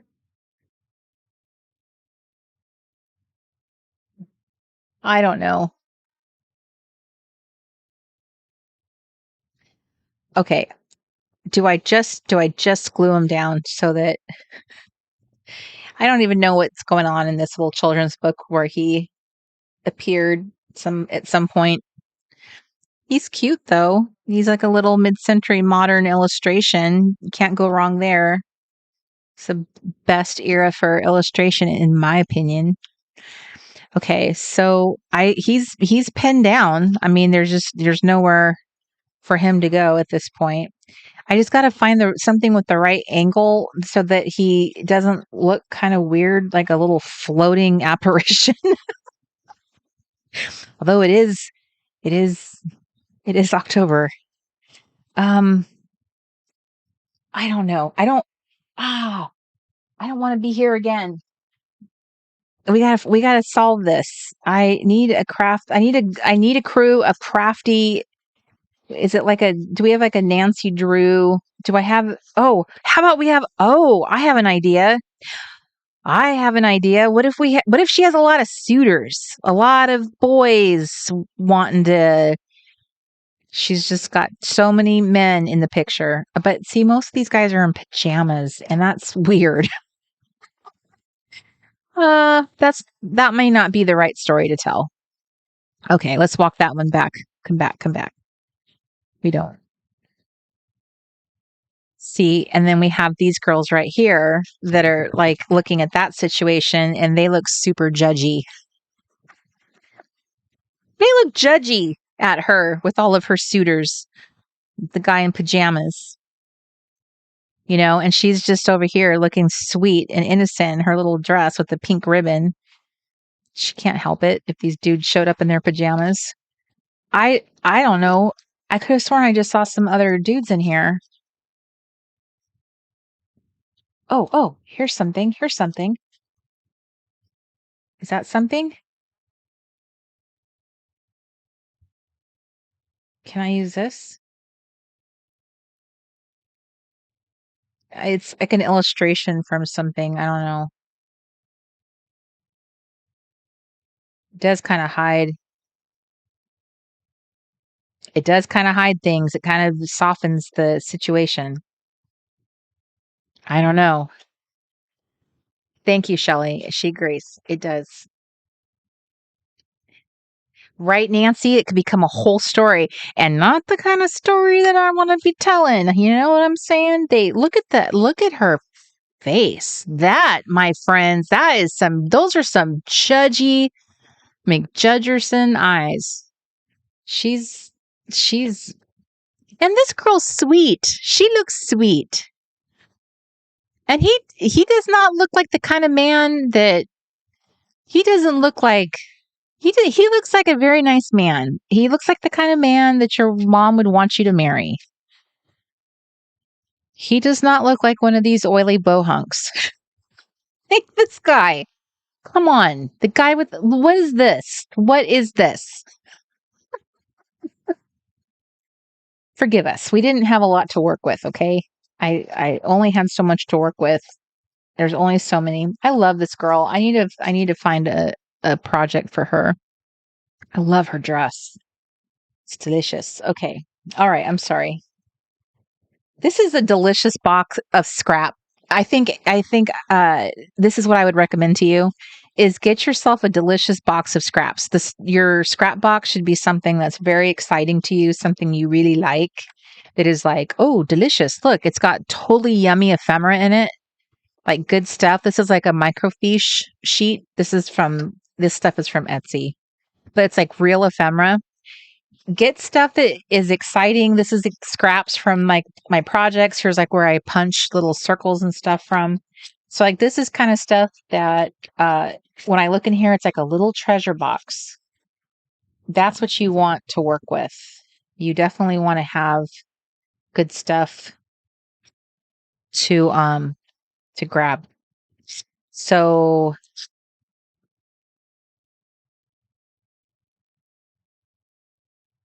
consider that when you are, I don't know. I don't want to have these too many lines going different ways. Although this does feel like it gives you a place to like write something like a caption, which would be normal, if you were doing like a what am I trying to say? Like like memory keeping or something, you'd have like a little place for journaling. So that's kind of what this is. So we'll use this. It's just a little piece of ledger. The best paper ever. I love using office supplies. It's the best. Okay. All right. So it's kind of funny. It's a sheet number, rating, credit limit, terms. That's how she's judging this guy. How what's his stock portfolio like? That's funny because I don't think women actually looked at men like that back in the 50s. I don't think the average guy had a stock portfolio. If I had to guess, I think a lot of women were looking at men a little differently. Okay, so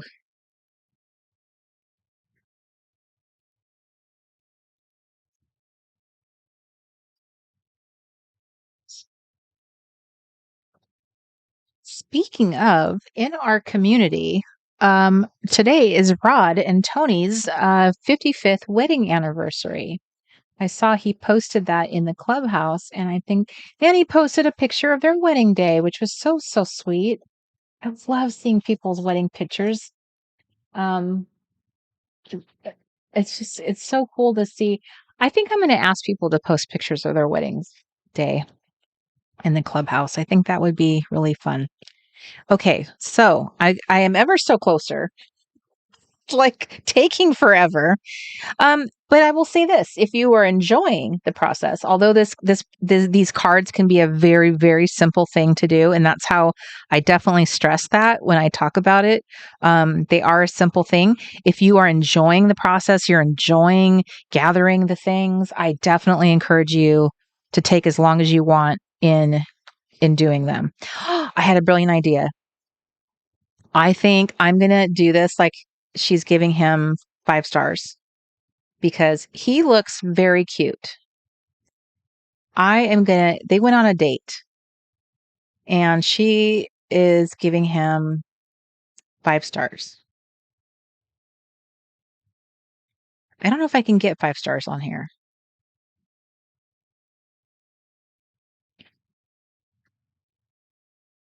I don't usually use that many stars on here. Hi, Jan. No, I don't hear what I'm saying. I'm probably going to have all kinds of embarrassing regrets tomorrow. But don't worry, I rarely ever go back and listen to myself. So it's like the whole Late Night Crafty Club becomes bearing the body. It's like, I don't remember. Out of sight, out of mind. Okay, so they went on a date. She really liked him. So she's given him a 5-star rating.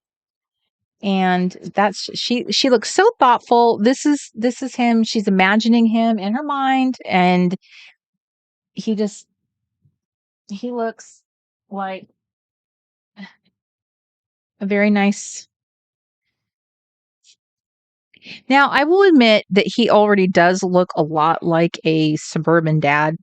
So he already looks like he's been married for a long time. He just has that look about him. But I think that she is. Ooh, this is British. Whilst this tendency has not less common and emphasize. See, and right there. There's no Z. Remember our conversation about the Z and how the rest of the world hates the letter Z. Emphasize is spelled with an S, and it says whilst or whilst. I love that whole thing with the whilst. So this is one of our stamps. I think it's from the playbook. Actually has a sheet of these. Yeah, one of the playbooks comes with this little stamp set, like a printable stamp set. Stamp. I'm saying that in quotes. And it just has all these interesting little stampies. So I'm using that.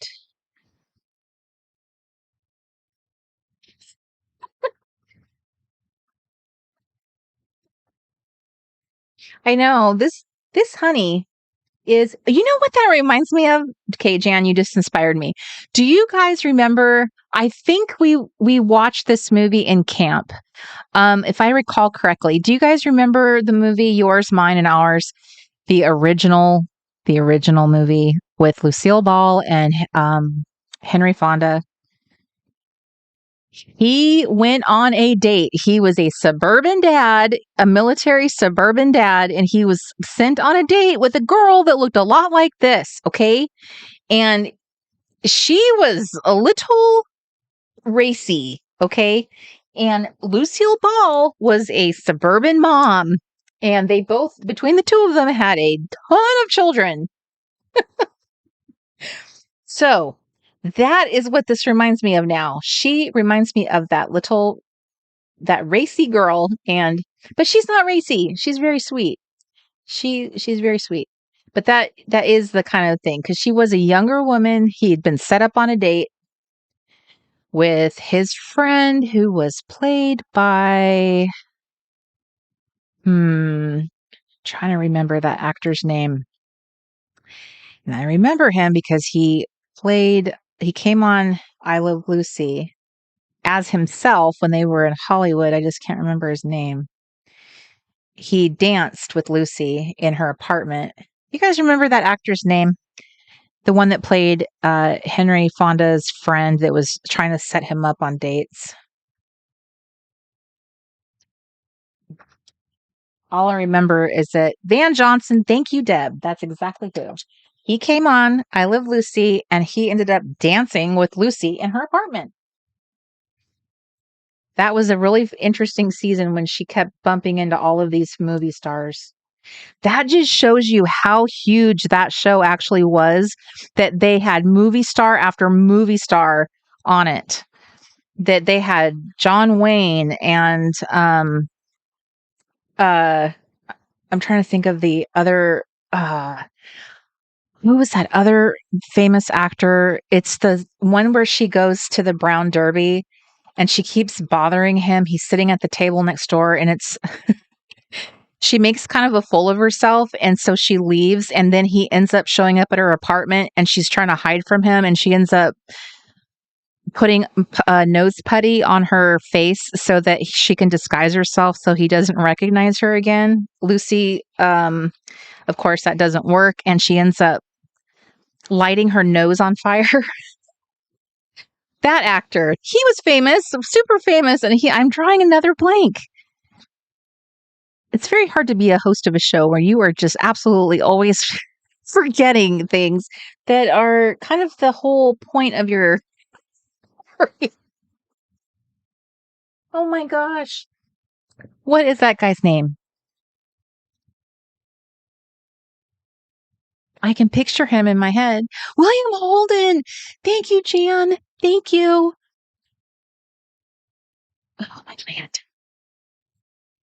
Oh, my Lanta. Orson Welles. Orson Welles was on that show. Groucho Marx was on that show. The other Three Stooges guy, the one with the curly hair, the one that doesn't talk, he was on that show. They had a whole little, trying to remember. Then there was another actor. They went to his house. Oh, I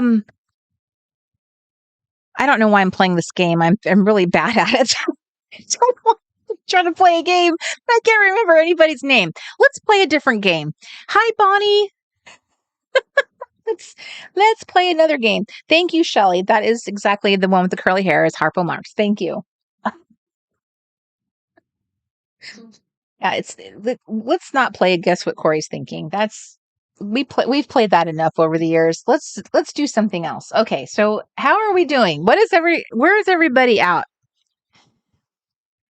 Let's take a little temperature of where we're at with what we're crafting, what we're doing. I can see that you guys are just very, very busy little crafters, busy little bees. His credit limit is okay. So this pen is just disintegrating. Okay. Sheet number, credit limit, terms.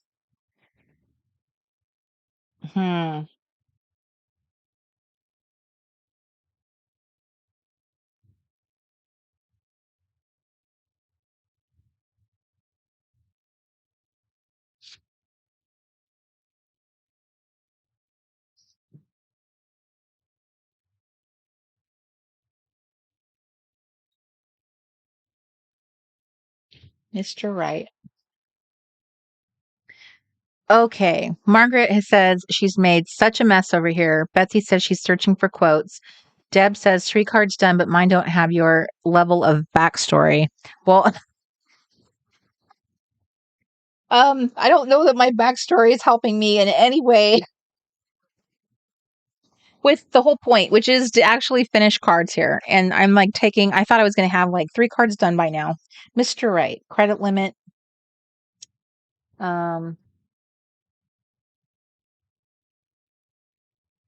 What is a credit limit? So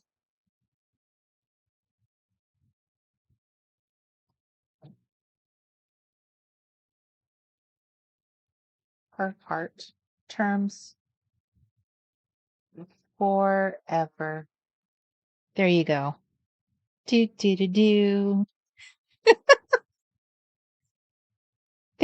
She's in love. She is so smitten. She is a smitten kitten. Do do do do do do do do do do. And I'm gonna do these my little dots across the darker parts because I really like the way that looks. Which means that it will go down. Okay, let's do one of these. Okay, so we are working on second list.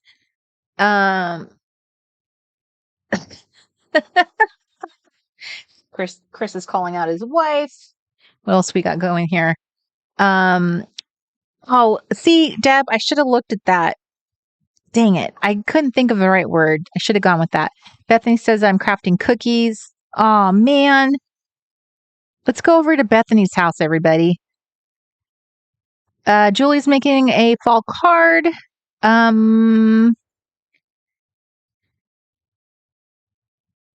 Yes. I agree.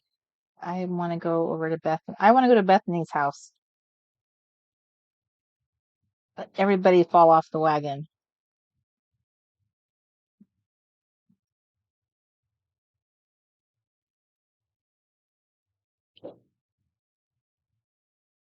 Okay.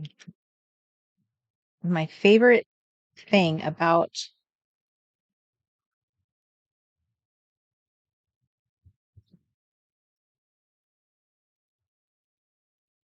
Okay, I'm going to use I'm not really looking at the clock. I'm not being a clock watcher tonight.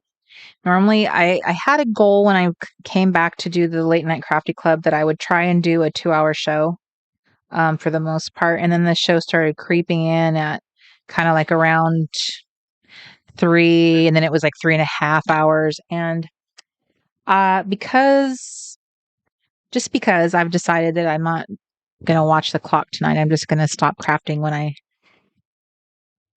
I feel like it. Do. I need some tape. Need some tape. I need some tape. I need some tape. Tape. Oh, and I also need some hearts. Where are my? Here we go. Let me do this.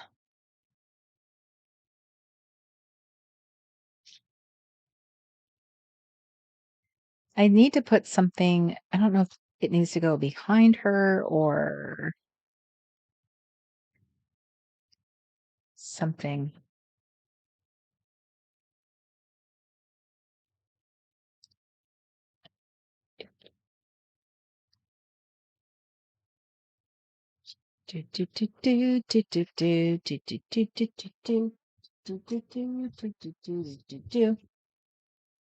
Let's see. Let's see what we got with the mini hexies.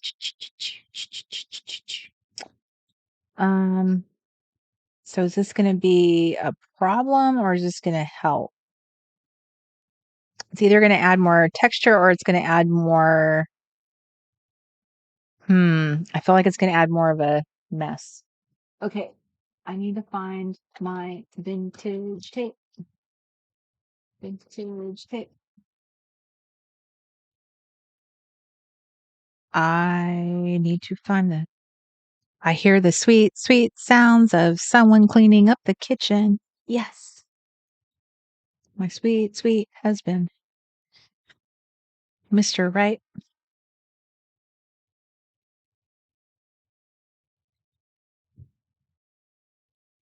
Okay. Oh, and dots. Do we want to put some earrings on her? Let's do that. Oops. Sometimes that helps. Okay. Next question. Do you have certain movies or shows that you like to watch this month? If so, what are they? There. She's got some little blue earrings. These ones need to be moved.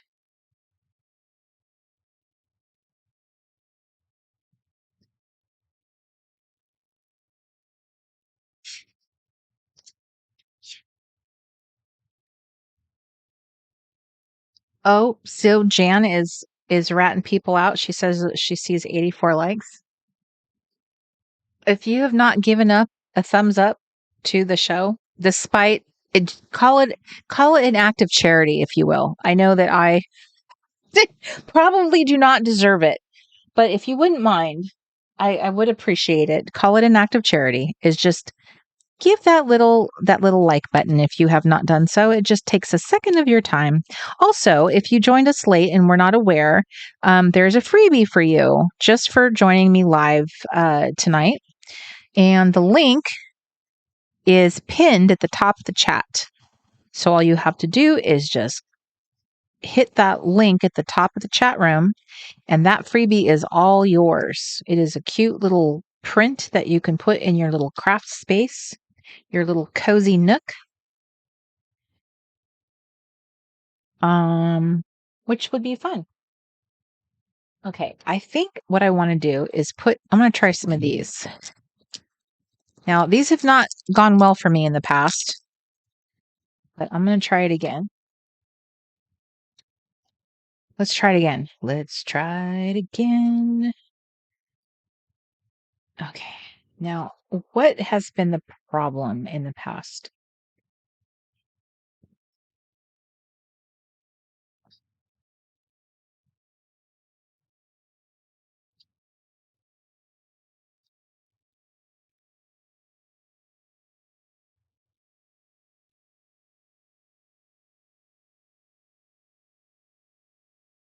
Okay, I'm trying.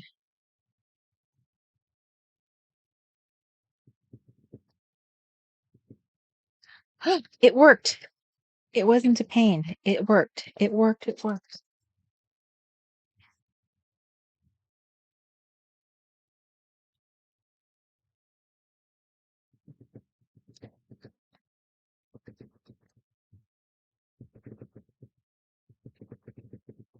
Let's do do do do do do do do do do do do do do do and do do do do do do do do do do. Okay, so Julie says my number one favorite is You Got Mail. It never gets old. Hello, Miss Tracy Miller. She says Gilmore Girls. Um, Shelly K says Sue Thomas, FBI, and Doc. Old shows, but clean and cute. Oh, thank you, Betsy. And Lisa says NCIS. Is there anything that you like to wait till October to watch? That is the question now. Like, is there something in this season that you like to watch specifically in October that is just like it's it's October time. It's the season of watching this one show or movie.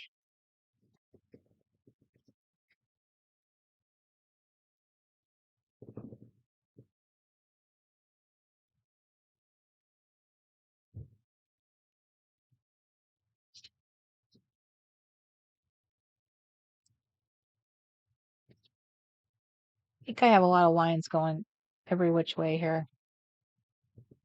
Do do do do. Okay, so Betsy says I watch the Munsters when I pass out. You like to keep the mood, huh? Margaret says the Addams Family old shows. I just saw the Addams Family come up. Was it like on Amazon or something? They were showing that they had the whole series on there. I thought that was really interesting.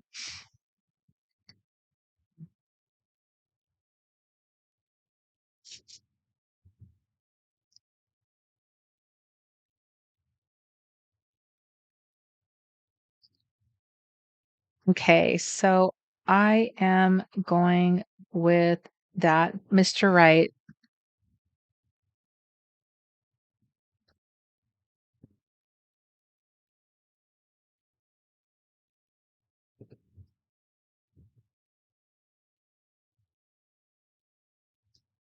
Falling in love. Okay. So that's two cards. And let's do a divider. Delicious. Let's do a divider. She looks stunning on that, doesn't she not? Hmm. I really like a simple card, which probably is not very exciting to watch necessarily, but I really do. Some of my favorite things that I've done in here are I feel like are some of the simplest. But ooh, how about I pull out one of my pre pre oh, there's my honey. So from the other day I did the Lister's Got a List book, and she was the leftover um I shouldn't call her that. She was the other option for my book. And I'm just looking in here to see what I got going. And maybe I'll use one of my quotes that I have that I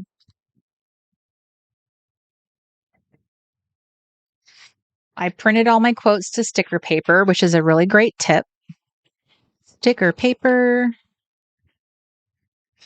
And okay, so let me remind you, if you came in late, if you are not subscribed to the Reset Girls newsletter, I have two newsletters you want to be subscribed to. The Late Night Crafty Club newsletter, because there are benefits. Those that were already subscribed got a super duper discount emailed to them last night. And if you are on the Reset Girls newsletter, which is the Cozy Creative, I am going to be doing something pretty cool in November to celebrate 10 years, and you want to be on that newsletter. I'm just saying, you want to be on that newsletter. You do not want to be left out. So the sign up for that is in the description box of this video. So be sure to be subscribed. I do not want you to be sad and be left out, because I don't want that. So I'm going to cut up some strips. I just really, really like a really simple white fortune cookie like strip. Sometimes they're like, that's a simple way to do it. They don't even have to be cut well. Like, they can be cut kind of wonky. I just think that it can be the imperfectness of it, I think, is what kind of makes it is what gives it the charm. Oh, hang on. This covered up the little secretary. Let me show you this. What a cute little logo. Is that adorable? See the cute little secretary next to the Oxford thing? I don't want to cover her up, so I need to trim that one. Sometimes, says my quote, it ends up different. That's what I keep finding out in my life. This season of my life, this last few years of my life, it's definitely ending up different. It's definitely been different. Sometimes it ends up different.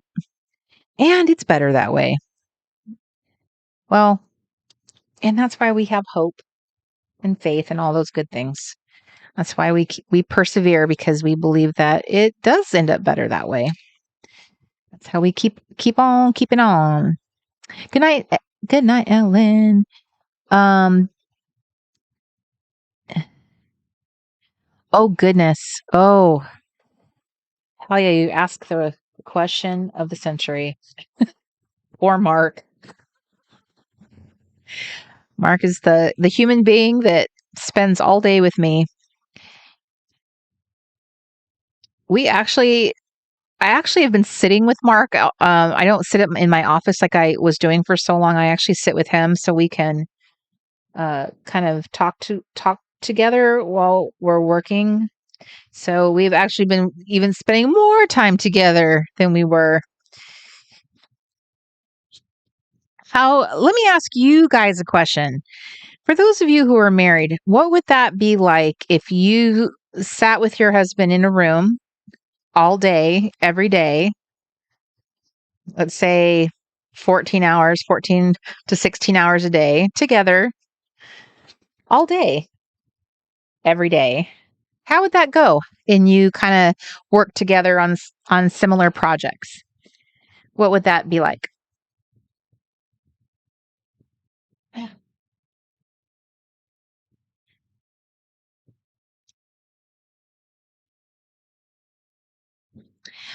Shelly K is asking, I'm assuming, asking the group, those of you doing cards, I'm assuming you're asking everybody, Miss Shelley, if is that are people using their cards for scripture, quotes, prayer lists, recipes?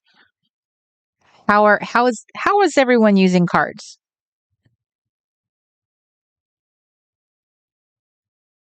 Good night, Lavette. Oh, the word of the year. I oh Janice, I missed saying goodbye to you. I one of the things I wanted to do actually was so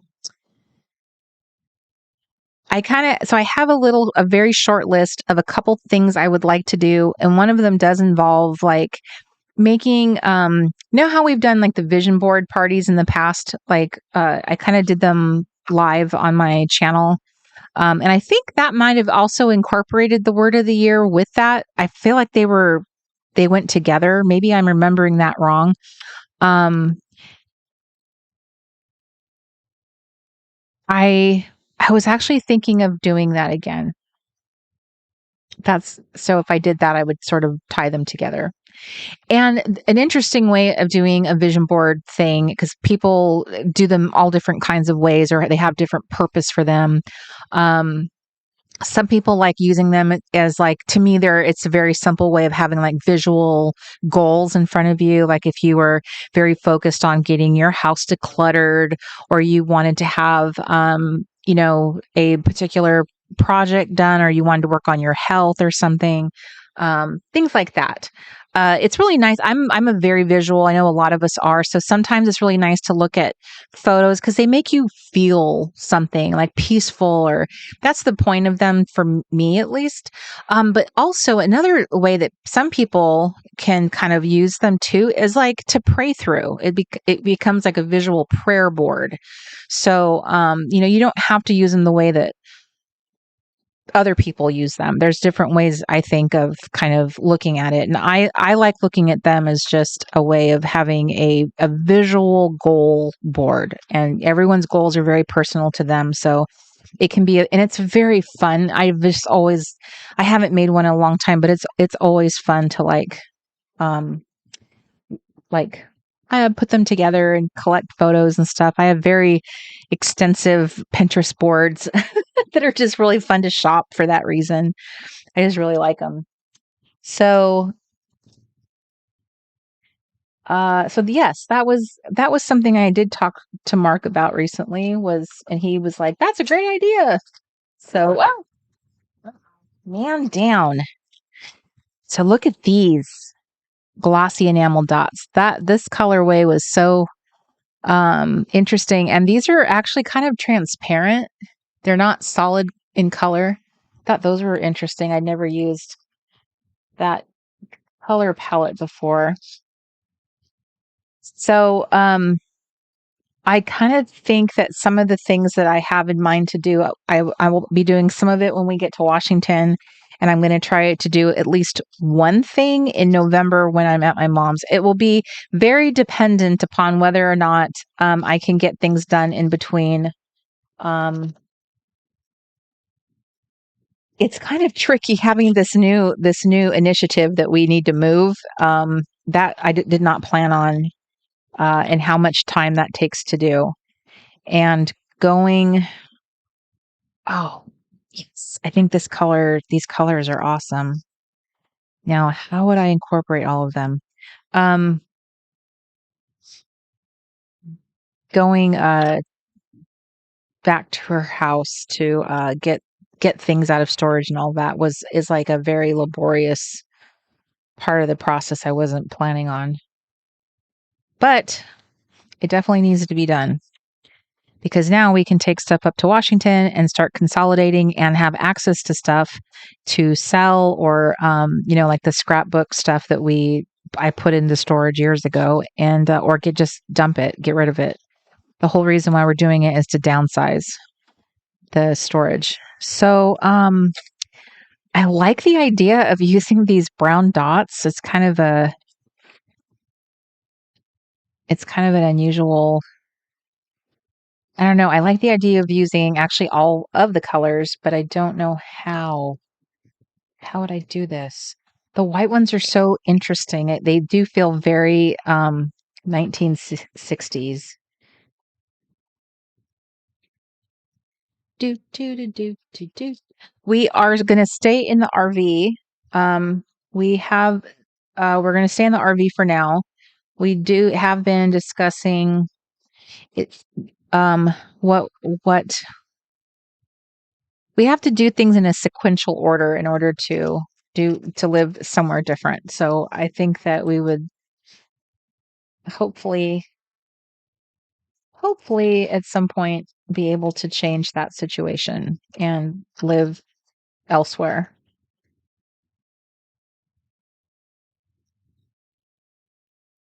So let's see. Okay.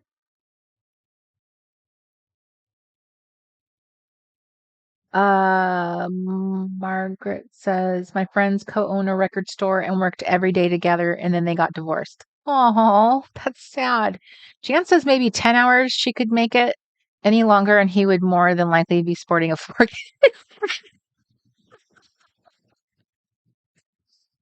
Betsy says 14 hours is a lot. I may use headphones.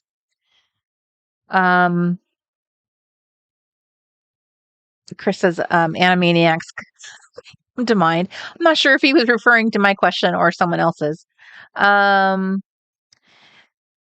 hubby has been my full-time coworker since March 2020. It's great for me, but I feel bad for him. I'm in meetings all day, so he has to listen to me talk all the time. Yeah. No, Julie, you did not miss me selling the Traveler's Notebooks kits. So those that I do still have them, and I have the little stamps that I got for them and everything. So I have all of that I never released any of it. And so I have a lot of stuff, really cool stuff, and I hopefully will be able to I'll be able to do that from Washington. So yeah, Dana asks, are you over the RV life? Please let us know how it's been all this time. Oh, I often wonder if that's like a whole separate video. You notice that we have like a channel that we made for RV life, and that we basically never uploaded to it because it's kind of hard to, no matter how hard you try, you don't want to come across a certain way, but you want to tell the truth, but you want to be honest about things, and there just never seemed like there was a good way to be honest about things without sounding like you were whining about everything. So yes, it is. I think certain people are definitely um, made for RV living, for sure. I think that some people could hack it just fine. And I think that some people, I think it can be challenging for. I think that one of the issues for Mark and I is that trying to do a business in our RV has been the greatest challenge of all. The type as you've seen, our businesses has changed and changed back, and it's just really been so challenging and difficult. It has been the whole nature of living in an RV has been so much more than I ever imagined, and there's just so many things I could not possibly I could not have imagined or predicted or anything. Like even now, even right now as I speak, we have issues to deal with on top of everything else that it's like it's wearying, it makes you really tired, but you cannot you just can't uh I'm sitting here trying to figure out what colors to put in this with this girl. I see she's got this really cool dark green, and I want to pull that color. I don't feel like I have the right greens in here. Maybe that green. Maybe this green. Is that green close enough? Anyway, I just think that I think that there's a lot people that work remotely or people that work, they have a lot you have to think about that you still need access to and things you need to do that make living in the RV very challenging.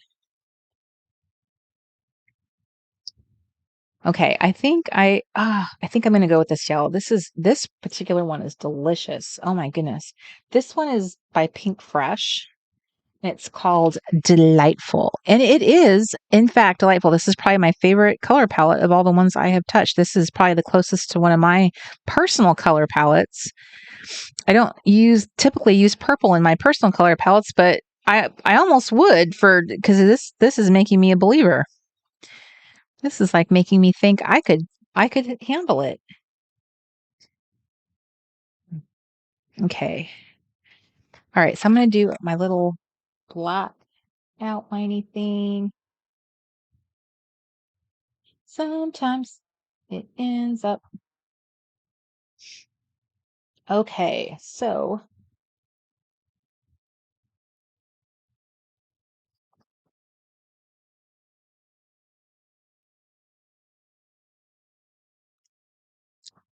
we have been in this RV, what year is it? It is about to be 8 years that we have been in this RV. In January, it will be 8 years.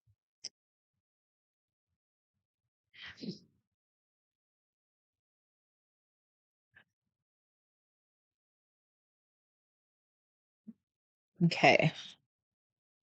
I just really like a rectangle space, like what do you call it? A rectangle shape with my stuff. Okay, so um bye Shelly K. Thanks for joining us. Michelle says, I think mail deliveries, doctor appointments, and hairdresser are all things that would be hard for me. Absolutely. Absolutely. It is. You don't have any consistency. You don't get to keep the same uh there wouldn't be the same doctor hairstyle. That's why I stopped doing my nails because I never got to stay with the same person. Hairstylist, the same thing. Just all of that stuff. Just you don't realize until you're in it that like how much there's the consistency of certain things in your life matter. And then when you have health issues, that not having the same doctor or something, like how important it is to have the same doctor or the same dentist to be able to stick with the same, dental care, trying to maintain like a series of appointments over time, getting your blood drawn. I have to have my blood drawn constantly. All of those things, you're constantly having to think about all of the consistency you need to have. And if you move anywhere from one place to another, how does that disrupt things? And the constant need for, the internet. Everything is about the internet, where your connection is and stuff. So it's just there's a lot of things that you just the other priorities rule your life other than the ones that you had before. When you lived in a stable environment, it just changes. When you don't, then you have a totally different set of things that you think about that you never thought about before, and a certain kind of stuff that you have to deal with unexpectedly all the time, and oftentimes the worst time. And repairs to your house can be costly, but repairs to an RV are like next level. They're like next level. You just it's really, really difficult to explain. And the worst part is like you're not like in a house where everything still has value, and an RV isn't like that. So it can be very challenging. So yeah, those are challenging things. So, but I know that people, they really, if they are people that really like adventure and they like going to see a lot of things, and like RVs make that really possible to go out there and do stuff too. So that's really wonderful that so many people are able to do that and able to work, on the road and stuff. That's really wonderful.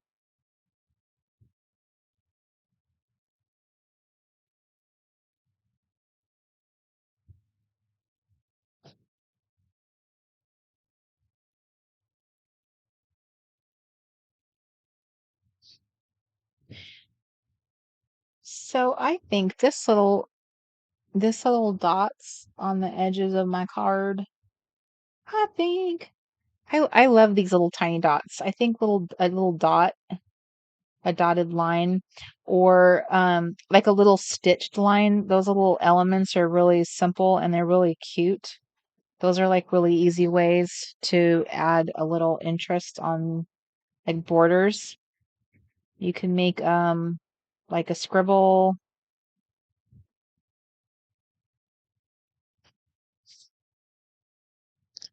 So something like that, like the little dot, which is very imperfect as I can see looking at this.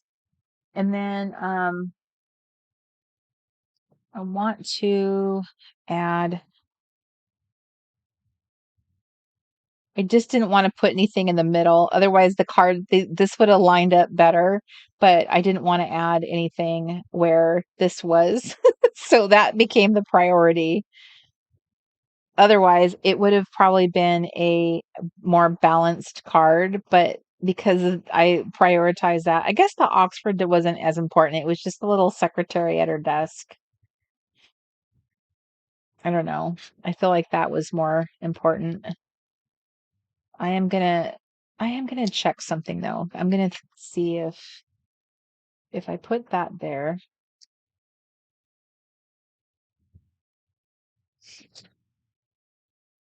So that's interesting. I'm gonna do something I don't normally do. I'm gonna put this word on top of this little ruffle, which is not not something I would normally consider.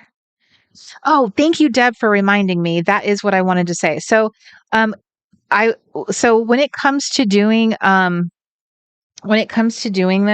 I don't tend to think of it as okay. So her question is about the size of font you use for doing your text, like printing stuff out to put on here. So I just wanted to explain a little bit the fonts, or the fonts that you use. It's very dependent on the font you use. So each font can be very different. One can look great at 12 point, and then others, you actually need to have it like 14 for it to be read clearly. So it's very dependent on the font that you choose. Secondly, I don't use a different size font based on it going on a card versus going on a page. I always use about the same size. So these little quotes here that I just printed off here, I would use these on any project. I didn't size these to be specific to a index card. So I actually never thought about that until you asked me. I realized, oh, I don't actually think about that. I don't think about the scale of the card when it comes to a font. Now, the one thing that I will say is that I do tend to, on the fly, I will use this to make a few words. You know, I don't use a ton of the labeling, but that's one method of adding words, and I'm not sure what size one of these type of label makers do, but I tend to I believe this is like 12. I prefer a small font. By default, I will pick something that's probably no bigger than 12. So just think about when you read a book or read a document, the normal like default size tends to be about 10 point. A book font, I want to say is about 10 point. Like when you read in a book, that tends to be the default size. So if you like a bigger font, that's up to you. I think it's a preference thing, but I don't generally think about that particular issue is like, oh, I need to size this down because it's going on a card. I generally don't put a lot of text on my cards a lot. And if I was going to, I would probably choose to like write it out if I was doing that. Good night, Jen. Good night, Melanie. So it very much depends. I do like to write on the cards, and I do like to use a Dymo label maker a lot. That will be another option that I do. There are I think that's what I wanted to say. That I don't know how people feel about their font sizes, if they prefer bigger fonts because like they like to see the words. But I mean, I think this is fairly large personally. That looks like a 12 to me. And to me, this is kind of on the big side. Good night, Heather. Hi, Lori. And thank you very much. So what I would say is if you like certain fonts, you might want to do a test because I have noticed that when I type stuff up, like I use Publisher a lot, Microsoft Publisher. Sometimes when you look at a screen, it's very deceiving how it's going to look printed on a sheet. So what I would suggest is like you just get a good sense of like pick some fonts that you really, really love and type out some words and make yourself a little guide and put a little guide. Here's the name of the font and the font size. And then write the name of the font again and then try it in the next size up. So do that like 3 lines of text with the name of the font and the font size. And each time make it one size larger. And then print it out and then hold it to a card and see what you like. Because that will really give you the best idea of like what your eye likes. Because I can tell I have printed out so many things that once I printed it and looked at it, I instantly thought, oh my gosh, this font is way too big. I have made you guys so many like planner sheets or worksheets or prompts and my eye is so thrown off by the display on your computer. It can look one way and as soon as I print it out, it looks completely different. So sometimes having your own personal little it's almost like you have your own personal brand guide, if that makes sense for your crafting. Maybe that's something we can talk about in an upcoming little. I want to do a special little workshop series and show you how to have like these little foundational pieces. And that way you have like a really a consistency in the materials you put out and the things that you craft and you really like. So your stuff looks very cohesive. Like if you look at my cards, I'm using the same stuff. I use the same fonts, the same colors, the same patterns. And that's mostly because I don't get sick of it. And I'm talking about like TRG stuff. But if you like that, we might go through some like suggestions of font pairings that you like and decide like that's what I want to do with my quotes. I want to use this font and this font. And that way you have like a nice consistency with your text. Because text is the most important thing in my opinion, because that's what you're actually going to read on your cards. I mean, you can make them pretty and you can do all kinds of fun cards, but the ones that have text like Bible verses or notes or anything like that, if you're using them to be memorizing or meaningful, I think having a consistent text font would be really, really helpful and make them feel cohesive. It would give them a nice little bit of polish too, if you think about it. So, so that just a thought. You can do whatever you want. You can have all kinds of messy, like just all not. I don't mean messy. I don't mean that derogatorily. What I mean is like just a menagerie of options. You can pick from all the fonts, have all the colors. You can do whatever you want. You can have a mishmash of things. Or you can choose some elements that are all consistent so that your card deck looks like it came from you. So I think that that's one of those things that you can set up in when you start out your little card journey, is like making those decisions. What are the elements that I'm going to stick with so I have a consistency? I like using a little bit of my handwriting, and I like a certain font. So, and I love my diamond label maker. So here's the three elements that I happen to have all together. So I do use my own handwriting here and there. Not a ton, but I do. And I love my label maker, which does produce a larger font. So that took a really long time to make 3 cards that are just kind of like very plain and very like this is pretty plain.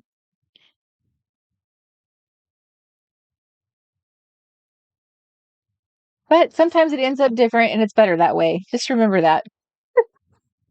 Sometimes it just does. So I thought that this was going to be my intro card. It was going to be my lead into fall, but it didn't work out that way because she had a story to tell. So we'll just let her tell that story. So I think he might be my fall guy.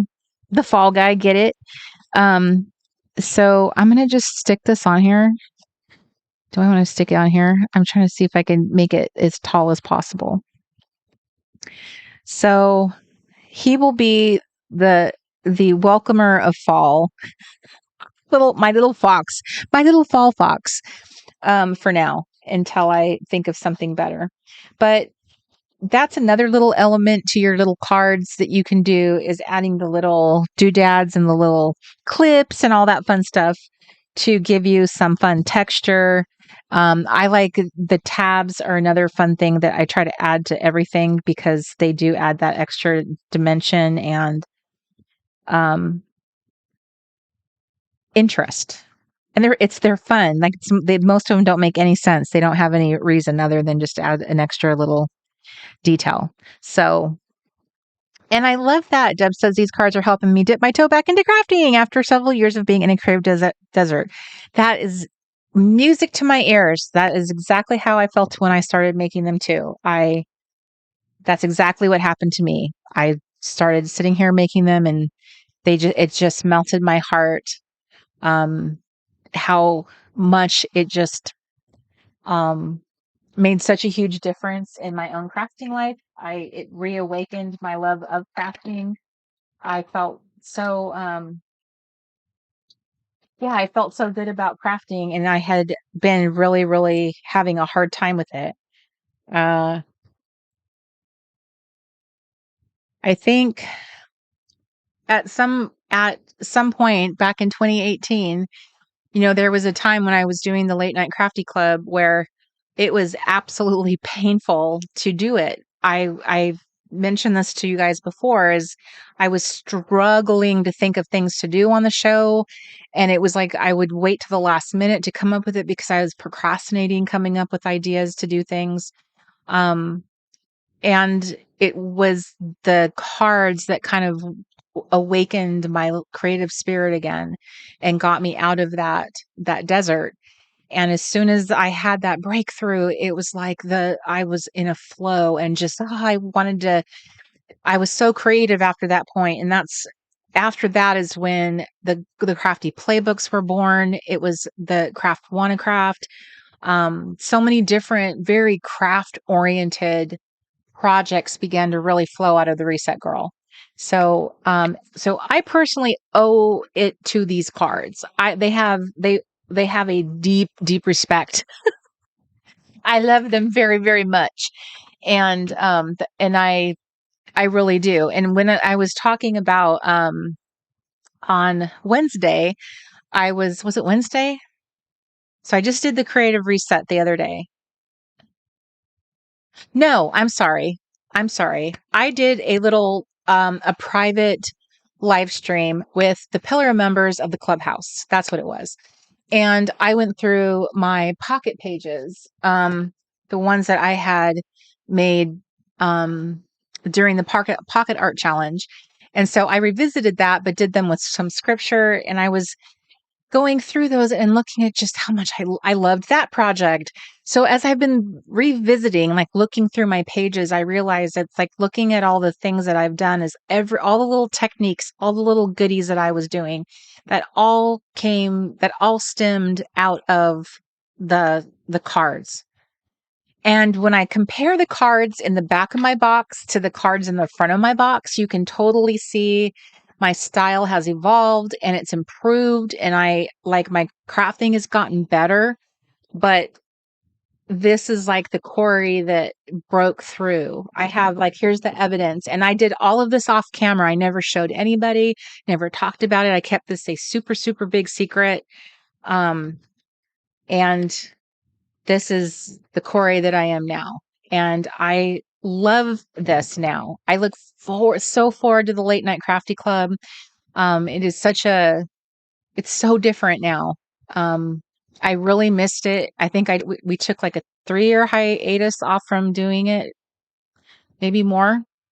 So I'm really grateful that that you love coming back and that you love being part of it. And it's so fun. And it's such a great, opportunity to have community. The whole reason why it ever existed is because this introvert was looking to have people to craft with on a Friday night. Friday night just felt like a crafty night. And it was like the end of the long work week. And it was a time to,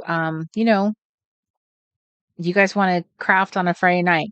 Now, in the beginning, I was so chicken that I didn't want to do a live stream. So I would pre-record myself and upload it, and then I would just be in the chat room. So that's how I originally handled the Late Night Crafty Club. It was not me actually live. It took a few episodes before I actually did that. I was so chicken to be live. So it definitely not me coming out of the gate. It took the love of this community and just being so sweet and welcoming, and then doing other live events that I did and meeting people in person and just realizing all these people they want to craft with me. They want to meet me. And I think that was finally what made me not so afraid to be on camera, not to be so afraid, because for so long the whole world just saw these two little hands. Everybody, it's Corey the Reset Girl. And so I'm just glad that I was able to break through that, because I so sincerely just want to have other women and honorary husbands to join and be able to craft together, because it has become such a lovely community, and one that I just thoroughly enjoy. And I know that you guys enjoy spending time together, and it's just been such a wonderful, wonderful, wonderful gift. So Thank you, Kath, and it's good to see you.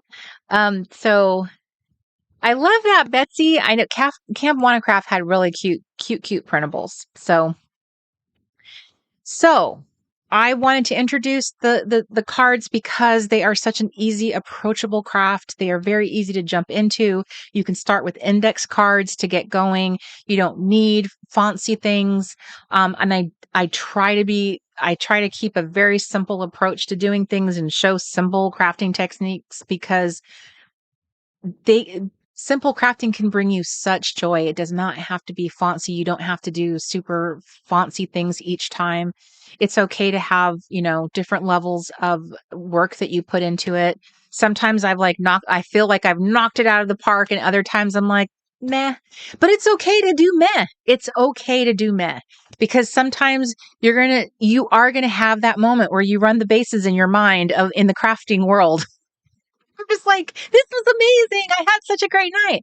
But every single time can't be like that because we're all in this little growth period of learning what you do like, what you don't like. Maybe next time I won't use those particular colors together. Or next time I'll think through how I'm going to do that. I'll approach that card again.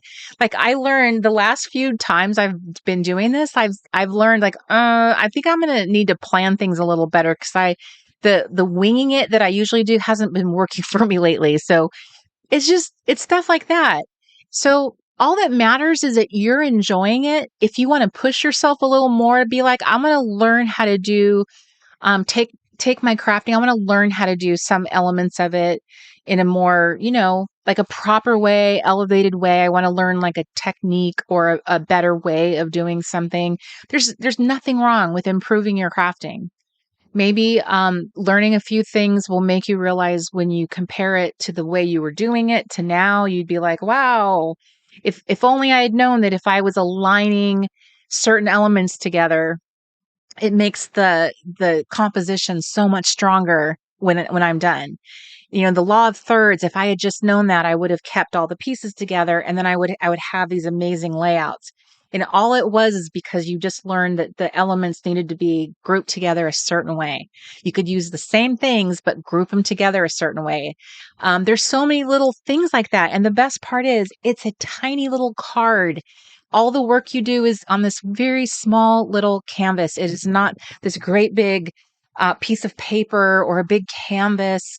So it's a very small commitment. It's very, very tiny little micro lessons of learning how to move elements around. And I care about that so much. I care about sharing that with you so much because I have enjoyed so much watching myself progress and enjoy. And I'm sure other people might come along and say, well, that would look a lot better if you did this or this. And maybe I could be doing it better, but in the meantime, there's so much that I really love what I'm doing. And I think that if you want that too, if you want to feel like I want to enjoy more of what I'm doing, maybe I'm okay. I like slapping paper together with some glue, but I want to feel like I'm really like producing good work. There's nothing wrong with that. Crafting doesn't just have to be about slapping stuff together and because I was crafting. You can feel like you're actually improving a skill and becoming an artist, a paper artist. That's okay. And I think that would be really fun, especially as we get going down, into 2025. Really ask yourself. I'm not asking you to commit to being an artiste. I'm saying, do you want to like work on some basic skills? Just some little tips, some little things just to help us get more. This is probably not a good example. Better with this little commitment, this little small piece, moving stuff around on this little piece of paper so that we can start seeing our skills develop, our eye for color develop, our understanding of how to, how do I put my personality into this box and make it look like I crafted all of these cards from beginning to end? What are those little pieces that I can do to make this look branded, to make it look like it was me? Those are like fun little cool things that you can do, and you have all the elements to do them. You do not have to invest tons of money. This is a very cheap, inexpensive product. I literally showed you how to use a part of your packaging from your tea and a cheap, index card. Paste them together. If that's all you had was just those two elements, like think how cheap that is. And that's a cute little craft. So anyway, I think that it will be really fun as we continue on. We're going to be, I'm going to be putting some stuff together. I don't want to say too much because I have all these things I have to do now, and I have to be mindful of the holidays are coming, and I know that there's going to be a lot of things, needing your attention. So you will not be in the most, I'm ready to craft right now because you have a lot of things that you have to do to get ready for the holidays and all of those things that normally happen to people at this time of the year. But I do have things that I am planning to, with you in mind, to get you kind of prepared, get your little space prepared, help you to kind of perhaps think about decluttering some things and building yourself back up a really simple toolkit, some essentials, curating your own stuff. Not necessarily, I'm not telling you that you need to buy anything new, but curating essentials and building a cozy crafting space that you will love spending time in. I'm not talking about a craft room if you don't have one. I'm talking about a little space in your home, apartment, wherever you're dwelling, that is a place for you to just have a little cozy content inside yourself when you craft, when you make stuff. That's what I want to help you build so that when we start going into 2025 and hopefully into the winter retreat that I have, I want you to feel ready, prepared, peaceful, cozy, and ready to do all of the things. So that's what I'm up to around here. That's what's going on. So anyway, thank you so much for all those sweet, sweet things. Jan. Thank you, Miss Jan. I know I've heard that. I've heard it before, but it's easy to be an introvert when you're all by yourself. And I'm all alone. But anyway, oh, Dawn, that's so sweet. Thank you. It's okay, Kath. I know I have lots of lurkers because Mark has told me how many people actually watch the actual viewers compared to the chat. So the chat room is very different than the viewers. So which is fine. That's totally fine. Because like I said, I'm a lurker too. So be a lurker. So anyhow, yes, right, Shelley? That's going to be the word. That's our word for 2025. Cozy. So I want to instill the feeling of coziness, not just this feeling of it's time to wear our sweaters and drink tea. Although that is lovely and that's definitely a part of it, but the feeling of coziness inside of ourselves, that feeling of the self-soothing feeling. And I think that's something that just it's a whole year long feeling. But I think part of it is just getting our spaces ready, getting our little mental selves ready, to enjoy some things, enjoy some simple crafting, really simple, so we can focus on the right things. So I love your little faces, and I hope that you have a wonderful 2 weeks until we see each other again. As I mentioned, I'll mention it one more time. Okay, maybe not. Mark had a link Mark has a link or had a link. I'm not sure because it's retracted now. For anyone who showed up for the live stream has the opportunity to grab the freebie that I made for you. So grab that before you go. Be sure to join the Late Night Crafty Club newsletter. The link is in the description box, and the Cozy Creative newsletter that is also linked in the description box, because you do not want to miss being on my newsletter in the month of November. You just do not want to. Just trust me on that. So, anywho, thank you so much, Chris. And it was wonderful to see you and Miss Janice. So, thank you for everyone who showed up. It was wonderful to see all your little faces. You guys are just the best. And it's wonderful to see you again, Dawn. I'm pleased to see you so much. And yeah, I don't like saying goodbye. I hate saying goodbye. So anyway, let me think. You are so welcome, Margaret. Thank you guys. Yeah, we just turn on the camera, but you guys are the ones who show up. So thank you very much for doing that. And I need to clean up my mess. And then hopefully you have to clean up your mess too, because you got crafty tonight. So 2 weeks from now, I will see you. I think that is November 8th, but check our calendar. There's a link for that in the description box now. So you can always be in the loop on your own. Or if you're on the Late Night Crafty Club newsletter list, I will send out that little reminder to you, and I will send out a whole calendar at the beginning of the month along with our new, if there's a new freebie for the month, I will send that out as well. Okay, so love you guys so much. Thank you for blessing me by showing up tonight. I love your little faces so much. You guys are the best. All right, you guys hang up. No, you hang up. No, you hang up. All right. Love you. Bye, Serenity. Bye, Annie. Bye, Lori. Bye, Bethany. Bye, Valerie. Bye, Linda. Bye, Catherine. Bye, Shelly. Bye, Deb. Sure, Susan. It's the reverse. It's the reverse. Goodbye. All right. Okay. I gotta go now. Bye, everybody.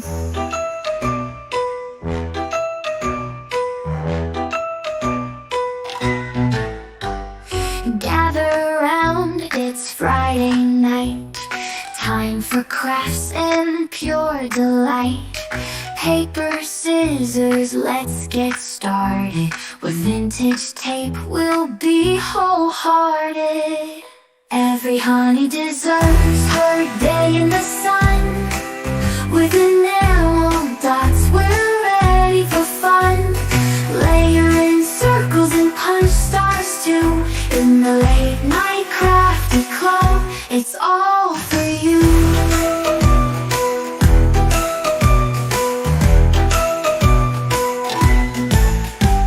Glue sticks ready, let's make a plan. Planners in the office, supplies in hand. Honey half-season, whimsy arrows. Crafting magic like true heroes. Every honey deserves her day in the sun. With enamel dots, we're ready for fun. Layer in circles and punch stars too. In the Late Night Crafty Club, it's all for you.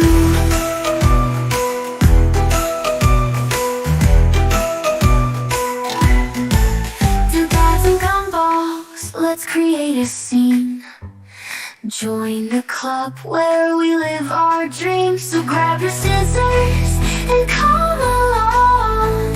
Together we'll craft and sing our song. Every honey deserves her day in the sun.